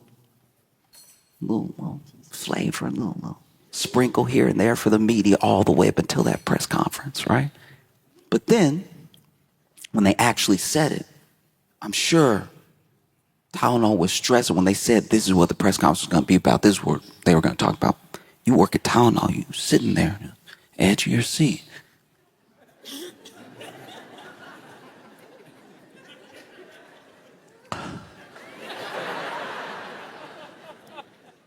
And then he goes to say the name of the drug, and you're probably like, this might not be that bad for us, honestly. He almost said a cinnamon. We might be in the clear here. All we gotta do is come out with a label, no cinnamon in our product. We'll be fine. And then he says your brand name. Then he says your brand name over and over again. And now you're like, that's not good. That one came out perfectly. And then he talks about the Amish, and you're like, I guess if people watch the whole thing, they'll be confused enough to not know if they should take it or not. Because my thing is, look, why have such an unforced error? You know what I mean? Go ahead. You already got Caroline Levitt talking to the media all the time. Get her out there to start the thing. Get her say the name of the drug and then walk off. Then you can go and just go off your vibes and everything. You had two people on either side of you that probably say the name of the drug all the time. Don't let him, but let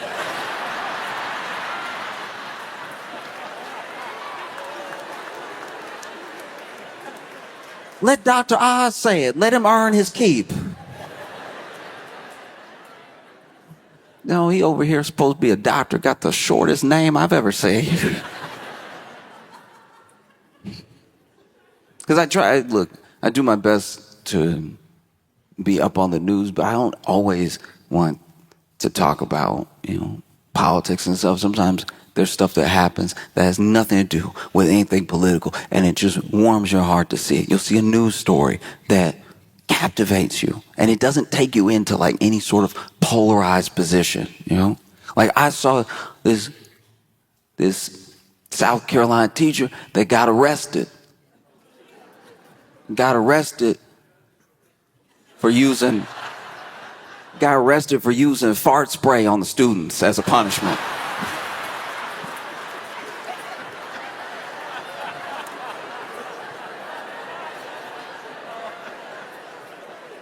Look, I'm not a teacher. I come from like a family of teachers, people that work in education. And like kids have always and will always drive adults insane. It's like part of the bargain that we have. Is part of the truce, It's like y'all won't do a Lord of the Flies. Y'all just be bad in school. And we'll pay the bills. And look, I can't imagine what it's like to teach, especially now. You have kids who genuinely, because of like lockdown and COVID and stuff like that, missed out on little pieces. You have adults now who missed out on like a full college experience. You also have little kids who missed out on having their friends over and, being able to socialize at a very specific point in their life. So everybody's been like knocked off their kilter a little bit by COVID and by lockdown, not being able to just be with each other. That's just, a fact.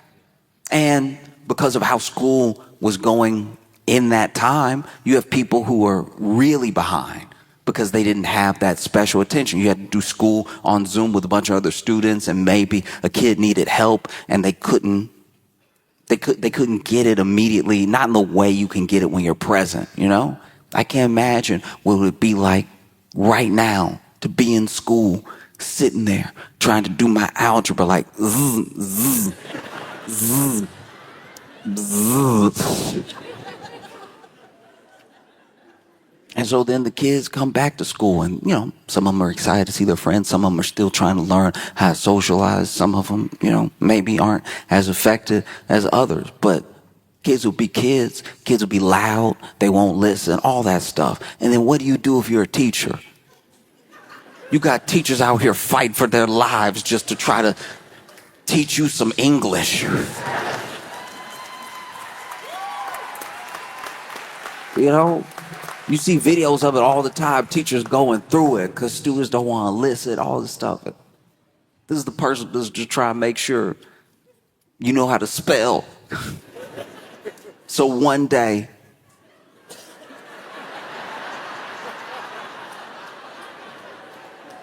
if you make it all the way to the White House and you have to address the nation, you won't be like, as a serum, a cinematosis. And so if you're a teacher, you know what I mean? What do? Like my teachers used to yell. Teachers yell. It happens. Hey, stop! And you can tell. There's a certain yell, especially when you got like a male teacher. There's a certain yell that you can tell you broke him because his voice cracked. You know what I mean? Like if he's like, hey, hey, y'all, chill out, right? And he's had enough of it. And maybe you're the first period of the day. You know what I mean? Y'all being a little loud. Hey, listen up, right? Something happened at about 5th period and on. Where if you really got him at his wits end, he'd be like, hey!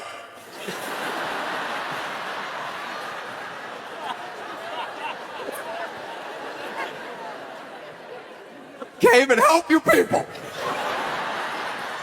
That's how you can tell. That's how you can tell when a teacher really at the edge, when they just start talking to the students like they are society. Like it's like you do your best, you know. You go to a state school to save money because you know you're not going to make it here, you know. You got a passion for Spanish, so you try to teach it to you knuckleheads. Just truly, like, you know, teacher ready to cry. Over here, you get that third shut up. Sometimes that third shut up doesn't have any bass behind it. It sounds a little bit, shut up!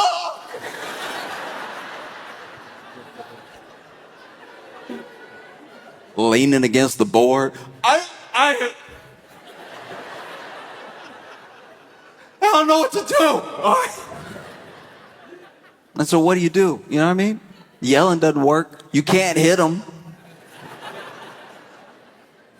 Somebody came up with a plan. Somebody was like, all right, y'all don't respect me? Okay, y'all don't respect me? You will respect this.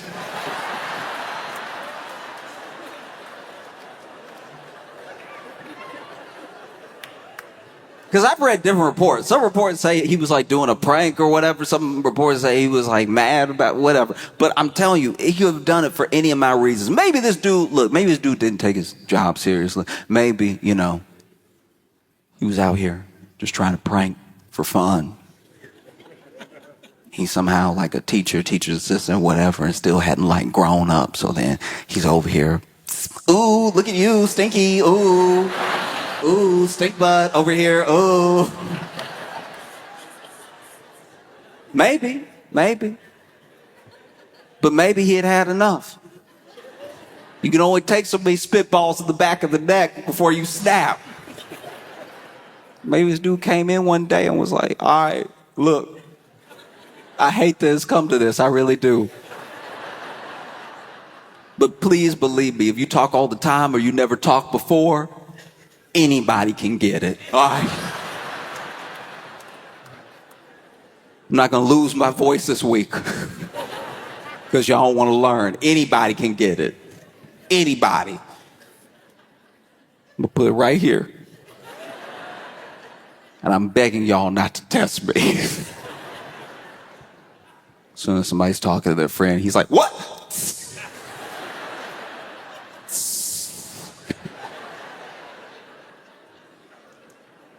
He must have been brandishing it. He must have been wielding it because apparently, like, from what I read, like 100 parents complained or something.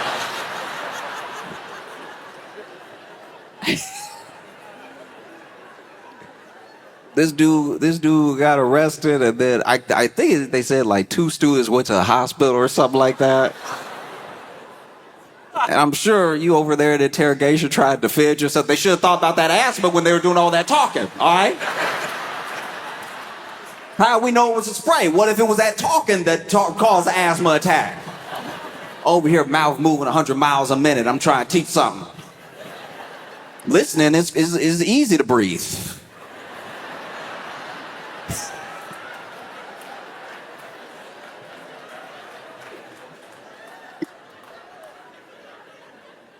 Because I wonder how much he must have done it. You know what I mean? Was it just off of anything? Just one little noise? Huh? Or did he wait? Was he like writing on the board, letting the chatter sort of build? And then that's the thing. When you're a kid in class, you always think you're good if you're just not as loud as the loudest person. But that noise rises the entire level of the volume, because now if everybody's talking a little bit, somebody's going to get a little bit more confident, get a little louder. Everybody starts talking a little louder. And as long as they're not as loud as the loud one, now everybody's basically screaming just so they can hear themselves because they're all doing so much talking. And next thing you know, he whips around. Hey!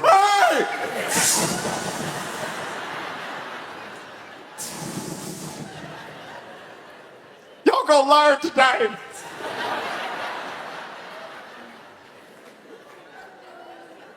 Because even the school said that he did $55,000 worth of damage.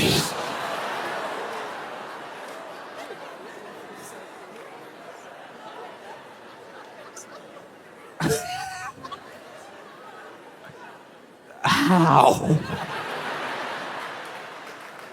It must just be in the walls now. I'm doing all right, man. How are you?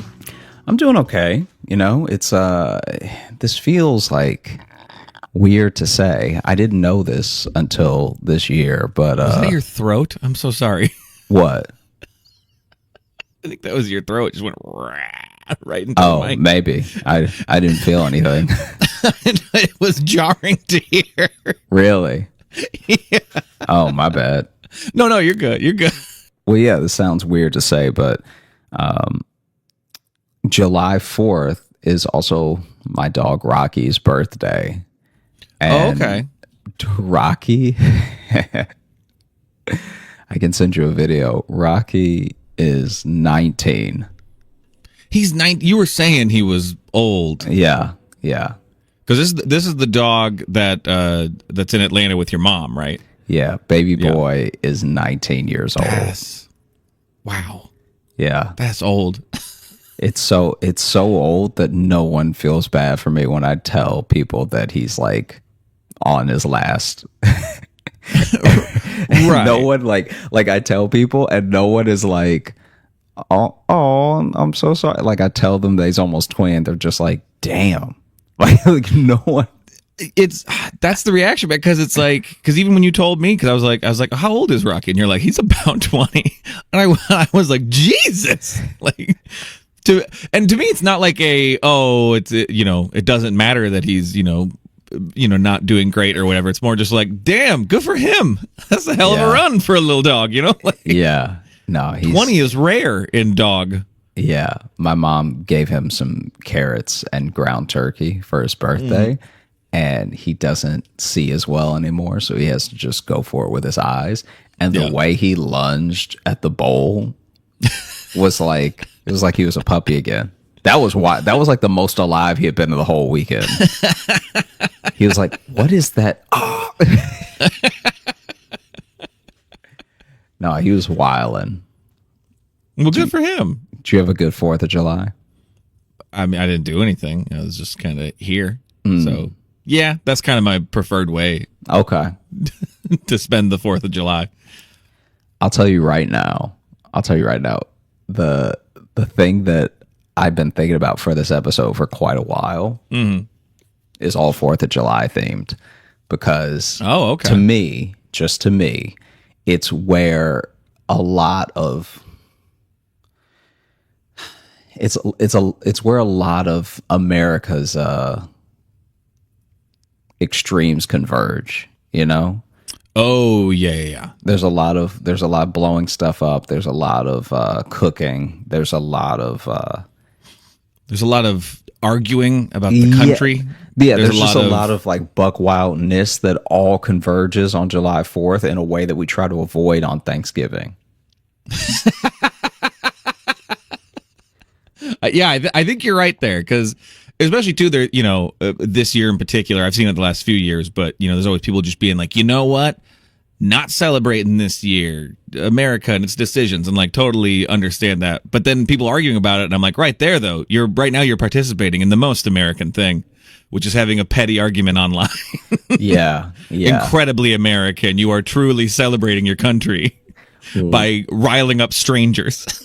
One of my favorites was this is like a few years ago, because so I'm friends with a couple of people in Alexandria still that like do like EMT work, and I think he's like, one of them's a volunteer firefighter, but I think he used to be an EMT and everything. And some of these people would come into the restaurant and stuff and like chat and everything. So there was one where, remember when frying turkeys was just getting big? Yes. Okay. For the 4th of July? I mean, this person just needed an excuse, I guess. But that's what I'm like, I know you mentioned Thanksgiving. We're not shifting to Thanksgiving, are we? We're not at all. This is a 4th of July story. This dude took it upon himself to have, the American classic of a fried turkey. You know what I'm talking about? I want to get sleepy and watch fireworks. Yeah. That's what I want to do. Let's handle explosives while we're full of turkey. It's actually the best way to celebrate, because then you get yourself real nice and sleepy off the turkey, and then the fireworks wake you up, and you're just in a terrible state of limbo for the entire evening. Yeah, just vacillating between dozing and startled. Yeah, it's like taking cold medicine and then drinking a shot of espresso. You're like, I don't know how to feel right now, and none of it feels good. There was okay, I'm sorry I'm digressing here, but just this is a quick thing. There was a kid when I was growing up who swears that that 1/4 of July he was shooting the Roman candles. And did you know you're actually not supposed to hold Roman candles? Yeah, you're not. Yeah. I think you're by rule not really supposed to hold any fireworks, but I'm not gonna lie. If I don't hold it, how am I gonna use it? Because now it's just a stick on the ground that's on fire shooting at people's feet. Right. They don't give you a stand. That's what a lot of other fireworks are too. But yeah. Yeah. They just don't give you a stand, but then they say don't hold it. It's like, well, then don't use it. I think the don't hold it is one of those things they just have to put on it. It's like the warning label on cigarettes. They still want you to buy them. Oh, okay. Hey, get the Roman candles. Like, yeah, of course you're going to aim them at each other. That's the fun. Run around with it in your hand. But, wink, wink, don't do it. Okay, I see. That makes sense then. Because this kid swears that when he was growing up, he was shooting off Roman candles, and one went into his uncle's mouth. Should have not taken a drink there. And it he was like it shot right into, because he had shot a bunch of them around, but then when he turned, just the angle of his hand and his uncle talking just went right into his mouth, which made me wonder what Roman candle is then. Is it a little ball, or like what's the thing that's burning up with color? I mean, that'd be like the various gunpowders or whatever. So then he just had gunpowder in his mouth. Probably. I mean, I think that's what's in Roman candles. But okay. Because this is the thing. And ever since then, Uncle Steve could no longer taste sweet. I have no proof that this happened, but when that kid's uncle came to pick him up one time, and he just was like waving bye at us because we were sitting there talking to him.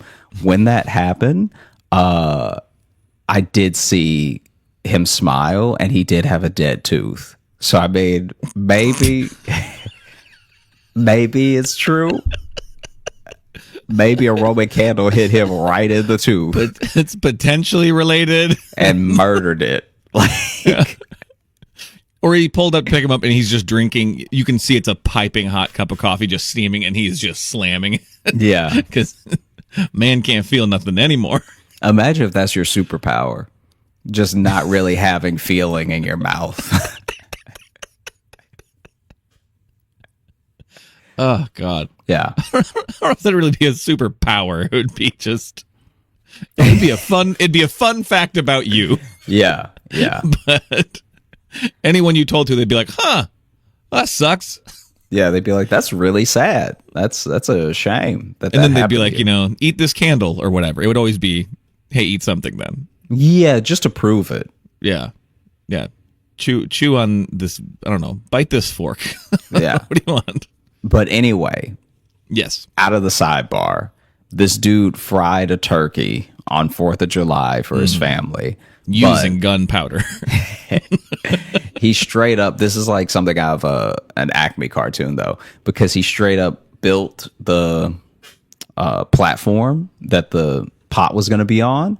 And then the fire department was called to his house because he sets the whole thing up himself. He's very proud of it. Is talking about just doing that, that bro stuff, that dad stuff of barbecuing and frying stuff, and doesn't want to hear anything from anybody.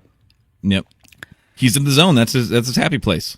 So instead of even having, how they have the stick with a little hook on the end that people usually hook the turkey to drop it into the instead of any of that, the barest of safety measures. yeah, Which I have a feeling this guy's about to skip over.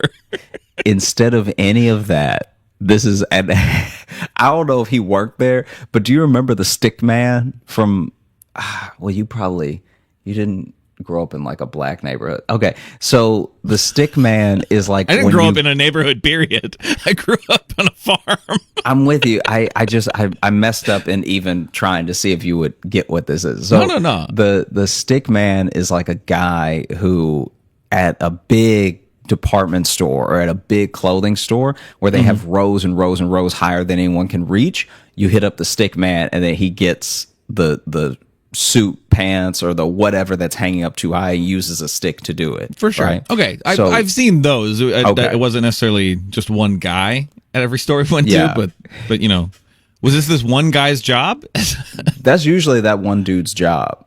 He's the stick man. He's the stick man. Okay. Interesting. Okay. So then this dude is like, I'm sorry to get hung up. on stick man? Yeah, but you were just like, dude, you didn't grow up in a black neighborhood. Is that a black thing? Is that there's just I feel a like stick only man? black people call them the stick man. Okay, interesting. I've seen it at maybe. I've even seen a guy do something like it at a Costco and no one called him the stick man.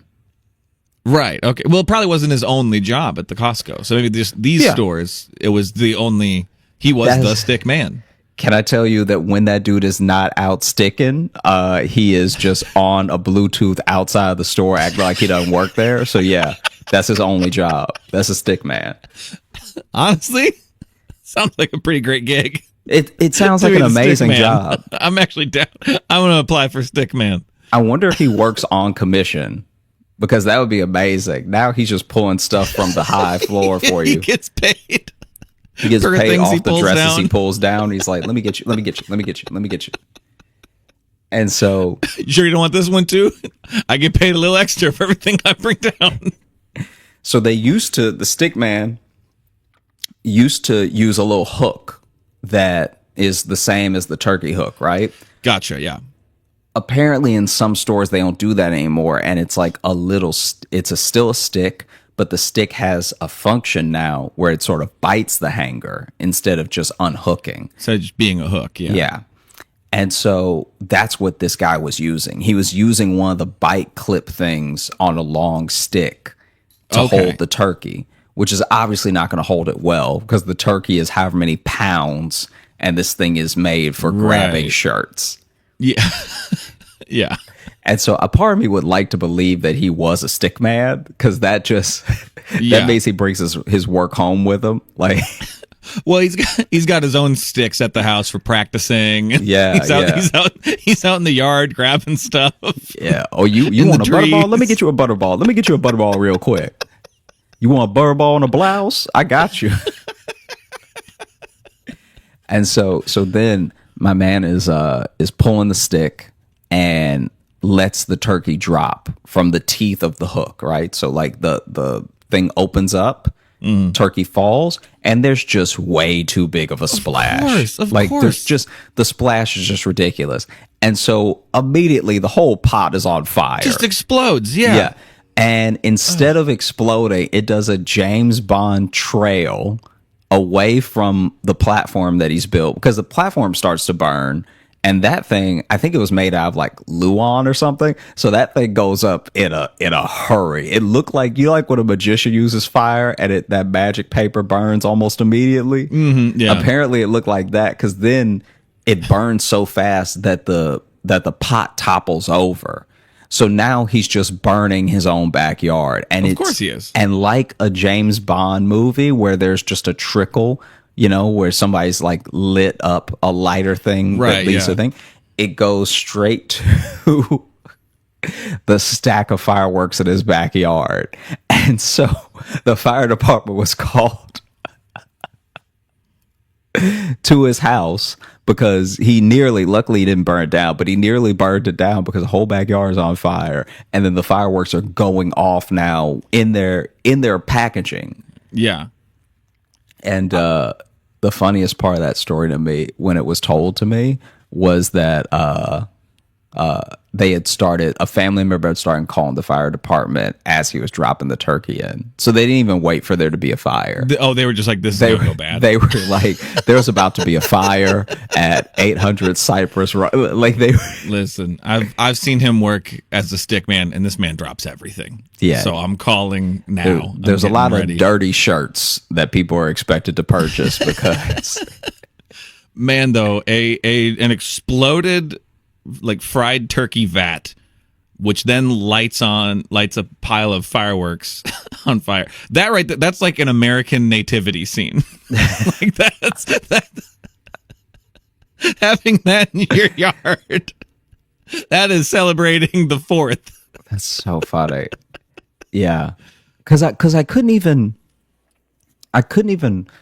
understand why he was frying the turkey for the 4th, because it's such a Thanksgiving thing. And I guess you can Absolutely burn it down is. your house at any point in the year. Like, I guess, you Yeah. know, you just really just need an excuse. But even the barbecue, Yeah. barbecuing is safer, and that uses more fire. You know, you actually bring coals, you bring charcoal to a barbecue. Right. And it's somehow less dangerous than let me fry a turkey for my family. Also, on not enough notice. Like, it's not like they were coming for the fried turkey. That dude just wanted to do it. Just wanted to do it. Yeah. Yeah. And so the guy from the fire department was like, hey, my man, just by the time we got there, all the damage had been done. Like all we could really do is pat that dude on the back and let him know his grass will grow again. Like, Yeah. Yeah. because it didn't reach nature will rebound. Yeah, it like didn't reach the house. Even though, especially in Louisiana, when you're firing off stuff in the city limits and stuff, you gotta be very careful, because a lot of the trees will cross over the street. Like, some of those trees are so yeah, big that the fireworks can't get through them when you're shooting them up. So we had that problem when I was growing up. There were these people who would put the fireworks in the middle of the street. And we were always just like, someone's house is gonna burn down. There's no way it's not. There's Right. like we can see the fireworks not clearing the branches. So then they would fire them off, and it would happen every year. And I couldn't tell if every year it was a different family or if the same family was just being optimistic. But Right. they'd shoot them up, and at least one or two of them you would see bounce back down, and then everybody would run. And it's like, what are we doing? This is insanity then. Yeah. Yeah, all of our best decisions are made on the 4th. Everyone's really in a prime decision making mode. Now, did you have any barbecue on the 4th? This year, no, no, because I got home the 3rd from us being in Arlington, and I like didn't sleep that night before, so I kind of spent the 3rd and 4th just existing, just kind of laying out. And I don't do much either because like my neighborhood had a lot of fireworks going on, and my dogs do not like that. Gotcha. You know, so it's just kind of I took it as an excuse to just like chill out, play some video games. No, that's fair. So I didn't do much. I didn't get barbecue, but we did go to, maybe it was the 4th or the 3rd. We went to Red Lobster, and that was great. That was very good. I remember, I think about all the barbecue that I've had over the years for the 4th or in or around that weekend, and I don't know why, but it just always sort of like cracks me up how adamant people are that their method of barbecue is the best. Because you're just like, be honest, you're mostly burning it. It's weird that dudes get into a battle with each other of like, I burn it better, okay? Right. The way I burn it is more efficient. I just put a flame right on it. Yeah. Yeah, and I love grilling and stuff like that, but I have no real like pride in that. I'm just like, I hope it's edible. Yeah. I don't. But yeah, some people I don't know. You reach an age where you need something to make you feel important. That's what I think a lot of it is. Now, I think it's just guys being like, I serve a purpose. I matter. One of my favorite like barbecue anything is like, you know, where I come from and how there are people who eat, especially if the more rural you live, like if you're in like Marksville, like all that, like Tioga, all those areas, you know, and you go hunting a bit more than people who are in like proper cities in Louisiana and stuff like that, then, you know, you're gonna have your fair share of deer and other stuff that's like a bit gamey and everything. And I'll never forget, this dude said that okay, I should back up. So when I was in junior high, I was like friends with a couple of people whose family was more rural. Like they lived in Alexandria, and then their family lived further out. All right. Gotcha. And these are I'm trying to remember if I'm trying to get this right. So these people that I'm describing are the direct family to the kid that I went to junior high with, but the in-laws are coming from like another part of the country. I don't even remember where, but they were just like not country people. All right. Okay. City slickers. Yeah, you could call them city slickers. All right. Huh?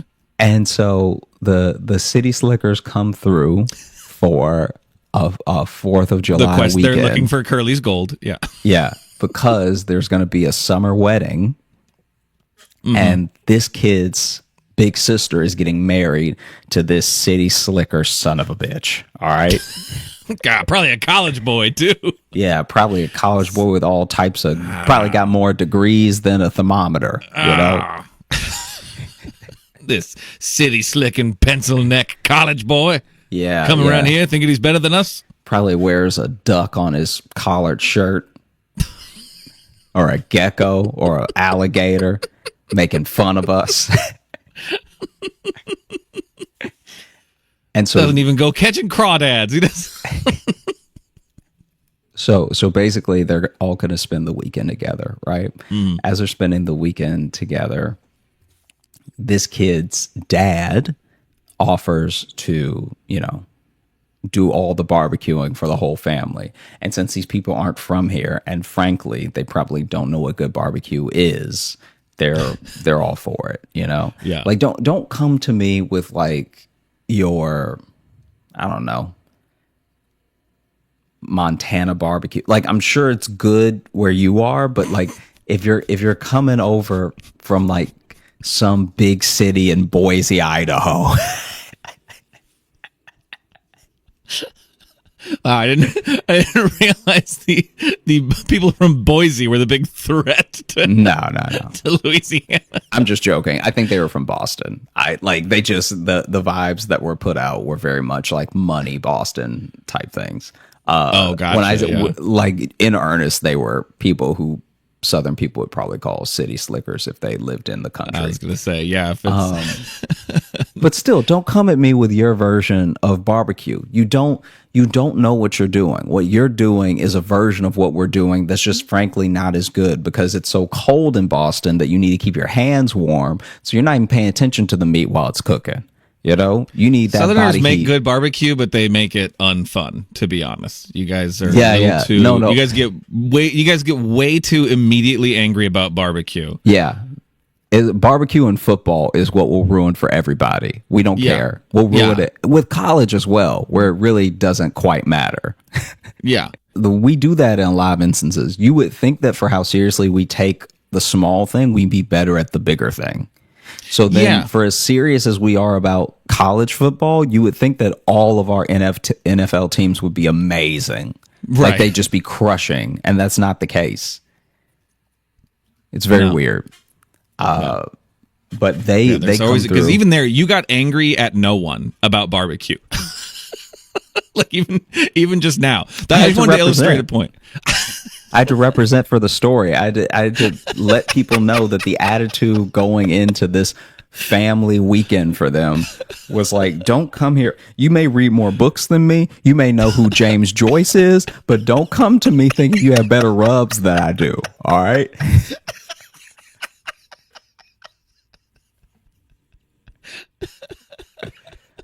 You know? Yeah, with your fancy starched shirts and you're coming down here telling me how to barbecue. I know who Shakespeare is, but do you know who Sweet Baby Ray's is?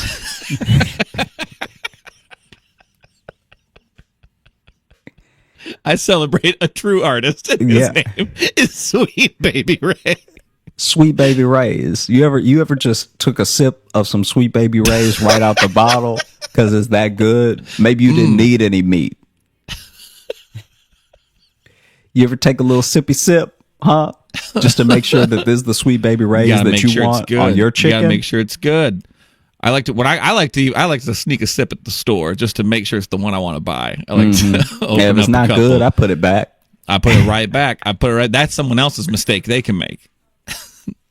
So basically, they offered to barbecue for the weekend, and The people from Boston. no, the city people slickers? from Louisiana Okay, offered to barbecue, and So it was- sounds like no one from Boston offered to barbecue, but you had to let them know. Hypothetically, you weren't okay with it. from the way that he told me this story, it never sounded like them barbecuing was a threat or a circumstance they had to worry about. Okay. Yeah. So is that Well, the way he was telling it to me was like was that he was like, we offered to barbecue and everything because they don't know what they're doing. Like, so he went into a whole thing. see? That's the thing. Like, at no point were they just like, listen. I really think we should be the ones barbecuing. They never wanted to. They're visiting. They know their guests. Someone saying barbecuing like that to me is almost as bad as racism. Like, I don't like that at all. I was trying to put a New England on it. If you're hitting the word barbecue with that dialect from The Fighter, I don't want it. Wow, there goes our fans in Boston. No, they are great at a lot of other things, but I just don't want to hear them say the word barbecue. They're great at a lot of things except for saying barbecue. I would even wager that they're better at barbecuing than they are saying the word barbecue. Jesus. What? Nothing. Some people should just say BBQ. You know? Oh boy. So they cook up an entire like feast, right? Mm-hmm. And I don't know why, but this is just funny to me, I guess. So this whole story may be for naught. But But they cook up an entire feast, and then as they're chatting at the table, and they say grace and everything, and then they start to eat. A couple of the people from Boston are like, "Wow, this is the best meat that I've ever had." What is this one? And they're like, "Oh, that's squirrel." And their eyes get like a little like squinty, just like, "What do you mean? Do you mean it's like squirrel in the game or wherever?" Yeah. They're Is it like a dish yeah, name? and it's like, no, it's a squirrel. Mm-hmm. And then they're like, "Well, what's this one?" And they're like, "Oh, that's deer." That's a bigger squirrel. And where the people visiting lost it, they were like, "What is this one?" And honestly, I've never heard of this except for this one time. They were like, "What is this one?" Because they also had a little bit of snake. They had some snake, which is wild. I don't know if they actually like hunted the snake or whatever. Because the deer and squirrel, you imagine that they hunted and froze for an occasion like this. But the other one, snake, I don't know. But the one that they said that I was like, "Hey, I'm kind of on their side," even though I didn't want to say it in front of him, was skunk. Ooh. So they had some skunk meat that they had barbecued up and everything. That's self-seasoning meat right there. And I was like, that was when he said it, where I was like, "Oh, you're like a little too country." Yeah. And when his dad proudly said skunk, one of them spit out their food, like spit out their food immediately. And then the others were just looking around, and you could see them all trying to not freak out, like trying to be cool, but they're all realizing that they're like eating the gamiest things. Like they were fully down to sit down and eat like chicken, like beef, brisket, all that stuff, which was there, by the way. So it's not as if these people fed them an entire feast of just skunks. Right. Still, though, I love that this story had the preamble about bragging about barbecue and putting down their taste from it, and then was like, "Anyway, we made you squirrel and skunk." Anyway, here's some squirrel, here's some skunk. Yeah, and the skunk, you could just see the family dynamic like breaking down, because he was like, they were so rude, they were acting all uncomfortable, like they were gonna be sick, and it's like, you were eating the skunk just a second ago, you didn't even know it was skunk. And I was like, "Yeah, you gotta warn somebody though." I was like, I was just trying to go along. I was like, "It's crazy, man. That's wild that they didn't want the skunk, because if I had been there, I would have been like, gah, gah, gah, gah, gah." Like, I didn't even know what he wanted from me as he was telling me the story. Because even in the story, it's like, you're kind of in the wrong. Yeah. Like you didn't tell them a thing that I don't think anybody eats. Yeah. Yeah, not really. I mean, unless the most country people. I've seen people eat squirrel. That's not even my issue. I could see how some people would be opposed to eating it, because they might be like, "Hey, no one is regulating this one." Yeah. Like you could be eating straight rabies at the moment. That is meat you found. Even if you hunted it, you found that meat. Yeah. And that's also that meat is also mostly bullet, because it's there's no way, at least with a deer. I'll take my bullet medium rare, please. Yeah, you could shoot a deer and then eat all the deer. There's a lot more deer, a lot of other deer that you did not shoot. But when you shoot a squirrel and it explodes, I'm assuming there's nothing left to eat. They use small caliber. It's but no, still you gotta. I'll tell you right now, I don't even know how there was enough squirrel to go around. They must have shot 10,000 squirrels. Yeah, they found a community of squirrels and just laid bare in whatever squirrel cave they were in. Yeah, because there's no way that there was enough squirrel to really go around. Yeah, I remember him being like truly indignant, and I honestly didn't know what to say. Yeah, because how do you?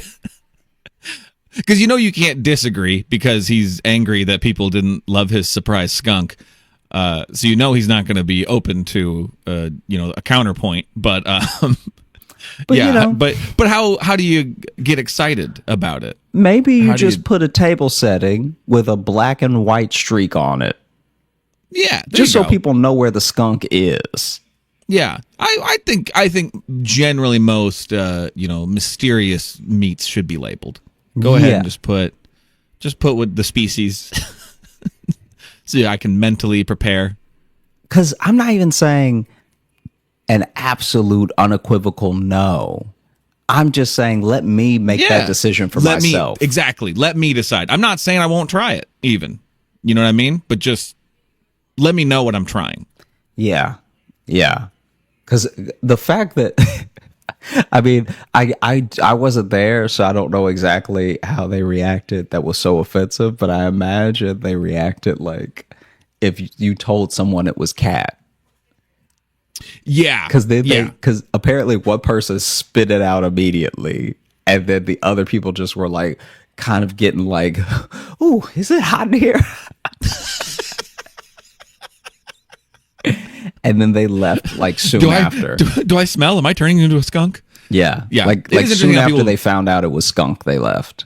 Which is interesting because it's like, I mean, it's an animal. It's no grosser than the animals we already eat. It is just funny how, like, if you're used to eating a certain type of animal, you're not immediately disgusted by it. And it like, I don't know what kind of Romeo and Juliet rift it caused between his big sister and the person that she was supposed to marry. Because it's like, because that they're there to like the meet marriage each didn't other. happen. That'd be so funny It's from that meeting. if they were. If they were like, no son of mine is gonna marry some skunk eater. You're not marrying that filthy skunk eater. I'm just a Kennedy now. Yeah, I was like, isn't that just JFK? Yeah, well, they were from there. They were from Massachusetts. Oh, okay, no, I'm just saying that was a very specific one. I will not allow my son to marry some filthy skunk eater.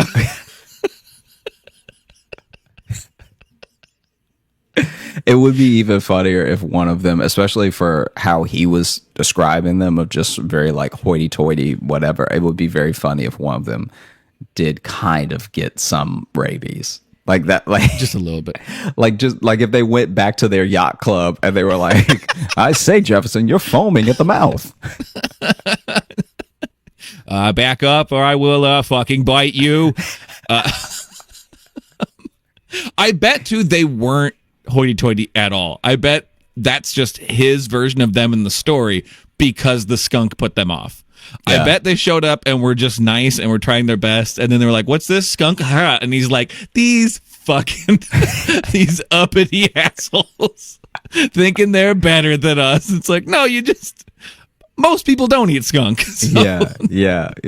Oh, I guess you're too good for our snake. I guess you're too good for the meat I found in the woods.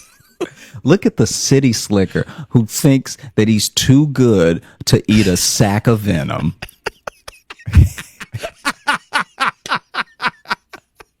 Because some people don't know what they're doing. Exactly, yeah. There are some people that are like, "Oh no, that little pebble, you can eat that. That's just a little rock." Little rock, good for you. Eat One a of little bit of my rock every now and then. favorite like snake things was and then this is one of those things where we went to, I think it's in Marksville, there's a guy called the Rock Man, and we went there every year in my elementary school as a field trip about like geology and stuff. And he's Are you sure so your area just doesn't have people whose sole identities are just singular objects? The stick man, the rock man, the Stick Man, the Rock Man. skunk man, There was a Firework Man. So firework man. Yeah, see, I think now I'm wondering if this is just your area that everyone is just assigned their object. yeah, everybody just has a job that they can't quit because I Yep. live in. Here's your A blunt bad tool place. and your identity. Here you Yeah. go. You are stick man now. So we would go to the Rock Man every year, and this dude had all types of rocks for like lots and lots of different prices. So he was making money because as kids, we'd be like, oh, I'll buy this $1 rock that looks very cool and is polished and purple and everything like that. And Sure. then he had the crystal people, like the really like out there hippie people would buy crystals from him and stuff. And then he would just have these beautiful, like, I don't even know what you would call them, but it's like when you cut a rock in half and there's like all these shards of amethyst and everything that's like Aren't those geodes? yeah. So he would sell the biggest geodes I've ever seen in my entire life. Damn. So I've been to a couple places, like even Sally and I were in Arizona and we went inside this rock shop that had some pretty big ones for like a good chunk of change, but still was like nothing compared to what this dude had. Because he had essentially dedicated his life to it. And he was like, Who's the rock man? yeah, he was kind of like a self-taught geologist almost, because he would describe to us what the differences in the rocks were, but he wasn't, I don't think he held any degree or anything. He just had an internet connection and the will to dig. Yeah. Will to dig.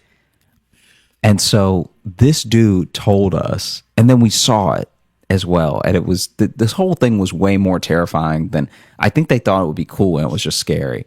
We go on this field trip, and the guy lives on his property that he sells the rocks from. And he talks about how one day he was going to the bathroom and he felt something. And when he stood up and turned around, a rattlesnake was in his toilet. And so the rattlesnake in his toilet jumped out at him, and he managed to dodge it and then like promptly stomped it to death, right? But then he cooked it up for his friends from Boston. Then he made a toilet seat cover out of it. And it's in the bathroom right now. And it was one of those things where I really had to go to the bathroom. Like, even as he was telling this story, I was holding it. Right. And so then I was like, should I just piss myself? Because he didn't make it sound like another snake couldn't come through the toilet. He wasn't clear that it was an isolated incident. Yeah, he was just like, I killed the last one that did it. I'm like, hey, what? Don't tell me that and then be like, oh, and by the way, it's at the end of the hall to the left. Right. Yeah. So anyway, if you go down the hall, that's the snake room. Sorry, bathroom. If you go in there, I forget because there's always so many snakes in there. And then I see I've heard of like snakes getting into toilets. I've never heard of a rattlesnake getting into a toilet. I didn't think that was a thing they liked, was being in water. Like that, I mean, but there wasn't much water in the bowl. Like this dude is living on the slightly off the grid. Like he's on the grid enough for us to find him, but he's not really there. Because when you go to his property, you're like, rattlesnakes would love this. I love that this started as like, this is gonna be a 4th of July episode, but really, this has just been a very telling episode about where you're from. This has been a really. Hey, This isn't about America, everybody. It's about Louisiana. look, this is about celebrating heritage.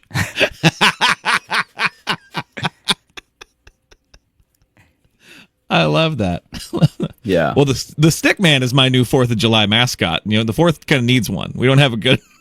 It's just a guy grabbing stuff with a stick. The stick man's here forever. As long as Stick there man. are oversized department stores that are overstocked, there will be a stick man. As long as there are shelves, there will be stick men. God. By the way, it is like just after 1 p.m. on July 6th, and I just heard some fireworks going off. Really? Yeah. Yeah, that we're There's recording. nothing like the late They're popping ones. off right now. Yeah. There's nothing like the really, really late ones where it's like July 8th, but you still got some leftovers. When I'm going to get my money's worth. Okay, I'm not taking a bath on these fireworks. All right. Taking a bath? Is that what you say? I've heard that phrase before. Taking a bath on If you're fireworks. getting, yeah, especially if you're like getting screwed on something. But I ain't going to lose money on this. Oh, right. man.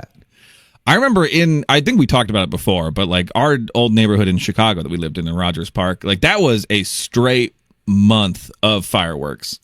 Yeah. It would start 2 weeks before the 4th and it would go 2 weeks after. And like clockwork too. It was a full month of just explosions. Now, yeah, because I guess I've never told you all of these things are happening in tandem right now. I've never told you about the firework man. No. Okay, so this dude owns. Yeah, I'm getting introduced to the Louisiana Avengers here. Yeah, Stickman, Stickman, Rockman, Rockman, and Rockman. Firework. I'm sure there's a couple. I'm sure there's a couple others that I'm just forgetting. Oh, yeah. There's one of them that I've never told you about because it's just too. Yeah. Okay. So the firework man. Well, that was fucking ominous. Yeah. It's like I don't even think you'll enjoy the story. There's the firework man owns like an entire. What would you even call it? It's not like. It's basically kind of like the what do you call the thing that the 18-wheeler is dragged? So you know how there's like the bed of a truck is behind the. Yeah. Okay. When you have an 18-wheeler, Sure. what's the front of it called? The cab? Okay, so what's the cab pulling? The trailer? Okay, the trailer, I guess. The way I'm trying to describe exactly how it looked, because the people, especially that I went to elementary school with, will probably The big box with wheels. The big box with wheels also works, I guess. But basically, the way that this works is he had converted like 3 18-wheeler type trailers together, all to like sell all the fireworks that he had, and then they would flap up. Like he had truly converted them, like he had cut holes in them so that there'd be an awning when he opened it up and everything. And it was, I think, just outside the city limits so that you could buy from him. This is like a traveling mini mall he's invented. Yeah, but he leaves it there. That's the crazy thing, though. He leaves it there all year, and he only sells 1 month out of the year. So I don't know if he actually leaves the fireworks in there all year, but you know that whole thing and that whole plot of land that he seems to own is like all a Halloween for 1 month. superstore. Yeah, Just sits there for the rest of the year unused. yeah. And so, who was it? I remember like a few people that I grew up with bought from him. And I'll never forget. I never got to like meet this dude or anything. Because also, you never know. It's like sometimes you just have to be like careful around certain people. Because like I'm not putting this on him, but like I'm pretty sure that he sold some fireworks where I was a little like, oh, are you like a bad person? Like, I don't know. Are you like the Unabomber? Yeah. Because he'd sell some that like you're like, I've never seen any. Like he'd have the sparklers and he had the Roman candles, all the stuff you're supposed to get. Right. But then I remember one time this kid was talking about going there with his dad and then trying to buy this big one from him because basically his dad wanted to save money. So rather than getting a bunch of the little ones that they have to keep popping like all day to nothing, because especially I think that's just like a dad thing, like not just the saving money, but we're not going to pop these off when it's still light out. Well, I want to get the full want to get the full experience. Effect. Yeah. And so he was selling these things with like long, insane names like the rocket triple launcher and all this stuff like that was set up to keep popping inside of it. So think of like a Roman candle that's like stocked into the ground. And it's going to have all the designs and stuff. So he's selling like these almost like the Chinese ones with like dragon designs and stuff like that they're supposed to do. And then there was this one where it was just like a box that didn't have any. It had like a label in Sharpie, and he's like, "What's this one?" And the guy's like, "Oh, I made that one myself." And they were like, "Oh, okay, that sounds rough." Yeah. Doesn't sound great. Sounds like you don't even know if this will work. Yeah. I want a firework that'll explode in the air, not 2 feet off the ground. No, if you throw it, Yeah. it'll get in the air. He just needs a little help, all right? And then there was You one. want to be like on a roof or something? Then yeah, this is the one for you. I feel like he was probably just trying to upsell, but this kid said, it's like an urban legend about him, I guess. This kid said that he grabbed, what was it? Oh was boy, like- but you need to finish this sentence though. He grabbed like a square type firework from him that was like a Okay. one shooter. And he was like, how Oh, the much is kid this one? grabbed. For a second, you're like an urban legend about him. He grabbed, and I'm like, Oh, sorry. yeah, that's why it's kind of like you gotta say the end of this sentence Oh, my bad. No. because the fireworks man sounds like someone who would have rumors about him. And so he grabbed this like square little packet that was a one shot, like you just light it goes off. And Okay. and then the kid was like, how much is this one? And the dude was like, oh, that'll take your finger off. And just took it back from him. And I guess he wanted him I guess he wanted him to be like, no, let me have it. And then he could like upsell it. Right. But once he said take your finger off, the kid was like, fair enough. We've purchased That's a lot. fair. We have a other assortment of child endangerment that we've already purchased. You can keep that one. Yeah. Oh boy, the fireworks man, huh? Fireworks man. I mean, who knows? That dude was probably just Greg to most people, and kids called him the fireworks man. Like, Yeah. I don't know if that thing spread the way that I'm putting it out there as if it did. I know I call him the fireworks man, Right. but my friends and I don't account for the rest of the whole town. I'm sure that for some of these people, they are just known by their name and that's it. Like Probably. the Yeah. stick man probably- is probably just Charlie. That's Charlie. Everyone knows. Hey, get Charlie. He'll get it down. Yeah. And someone's like, go get the stick man. They'll be like, he has a name, Now, to be fair, and it's Charles. the entire class and school that would come called him the Rock Man. That dude was the Rock Man. See, I think that's different though when you do a thing like where you work with kids. Then you want to be the something man. He had plenty of opportunities to tell us his name. Yeah. We used to have this guy who he like worked for.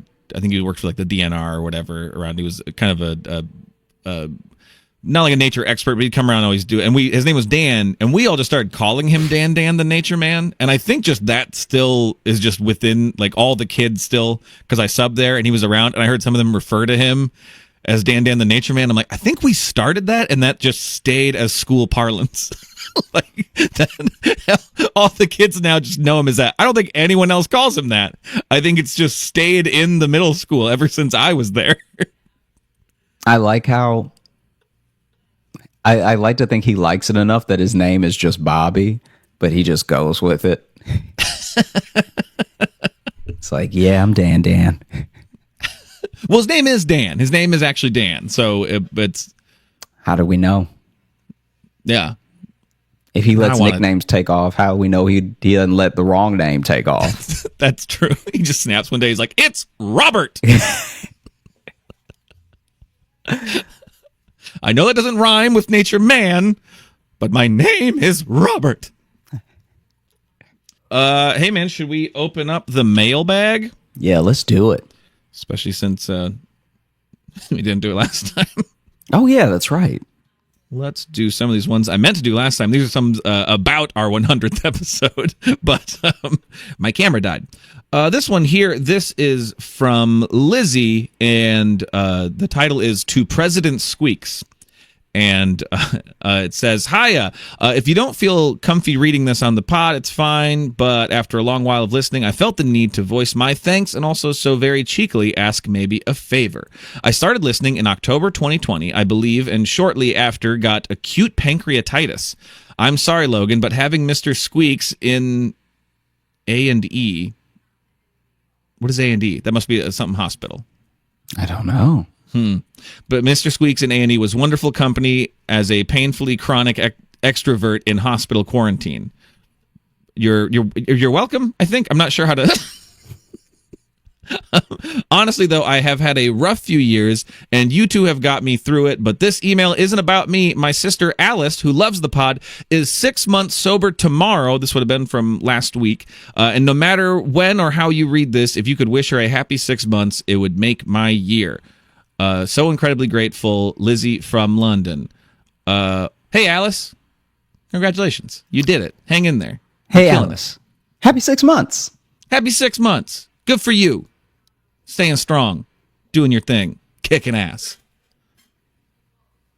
And also thank you, Lizzie, for that email. Yeah, thanks for letting us know. We're glad we could keep you company, you know? Yeah.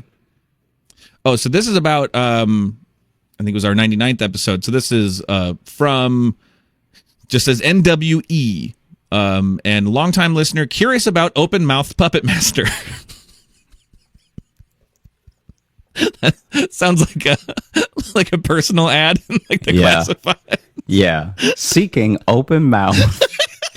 Open mouth puppet master. Wow. Dear Josh and Logan, I'm emailing you in regards to episode 99, Say Something Dummy. Did the friend that went on the date with the puppet master ever tell them that the restaurant was making fun of them by prolonging his act? I kind of feel bad for the guy. If I was on the date, even if he was bad at the act, I would have told him that and told the restaurant off for choosing to humiliate him that way. Two things. To my knowledge, no. And Right. then second, this doesn't seem like someone you can humiliate. Like, from what she told me, it seems like even if you had been like, stop, they're making fun of you, he'd be like, still getting some practice in. He's still talking through the puppet. Here's the thing, too. I kind of feel bad for him, too, but that is immediately offset by the fact that he brought his ventriloquist dummy to a date. So Yeah. I no longer, it's hard to feel bad for a terrorist. Yeah. It's hard to, because also he planted it somewhere.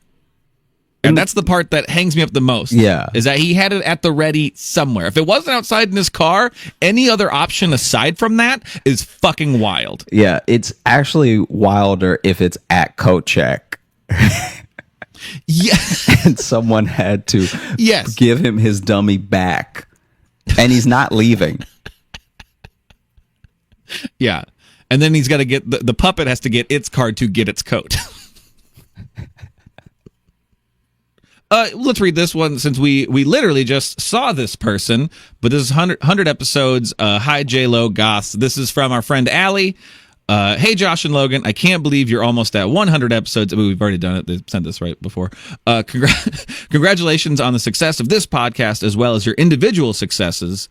You're both killing it, and I'm proud of you, even though I don't know you like that. Hey, I'll still take it. Yeah. I It love still a good means a proud lot. of you. I'm never going to proud deny of you. it. From anybody. Anyone can say they're proud of me, and I'll be like, nah, thanks.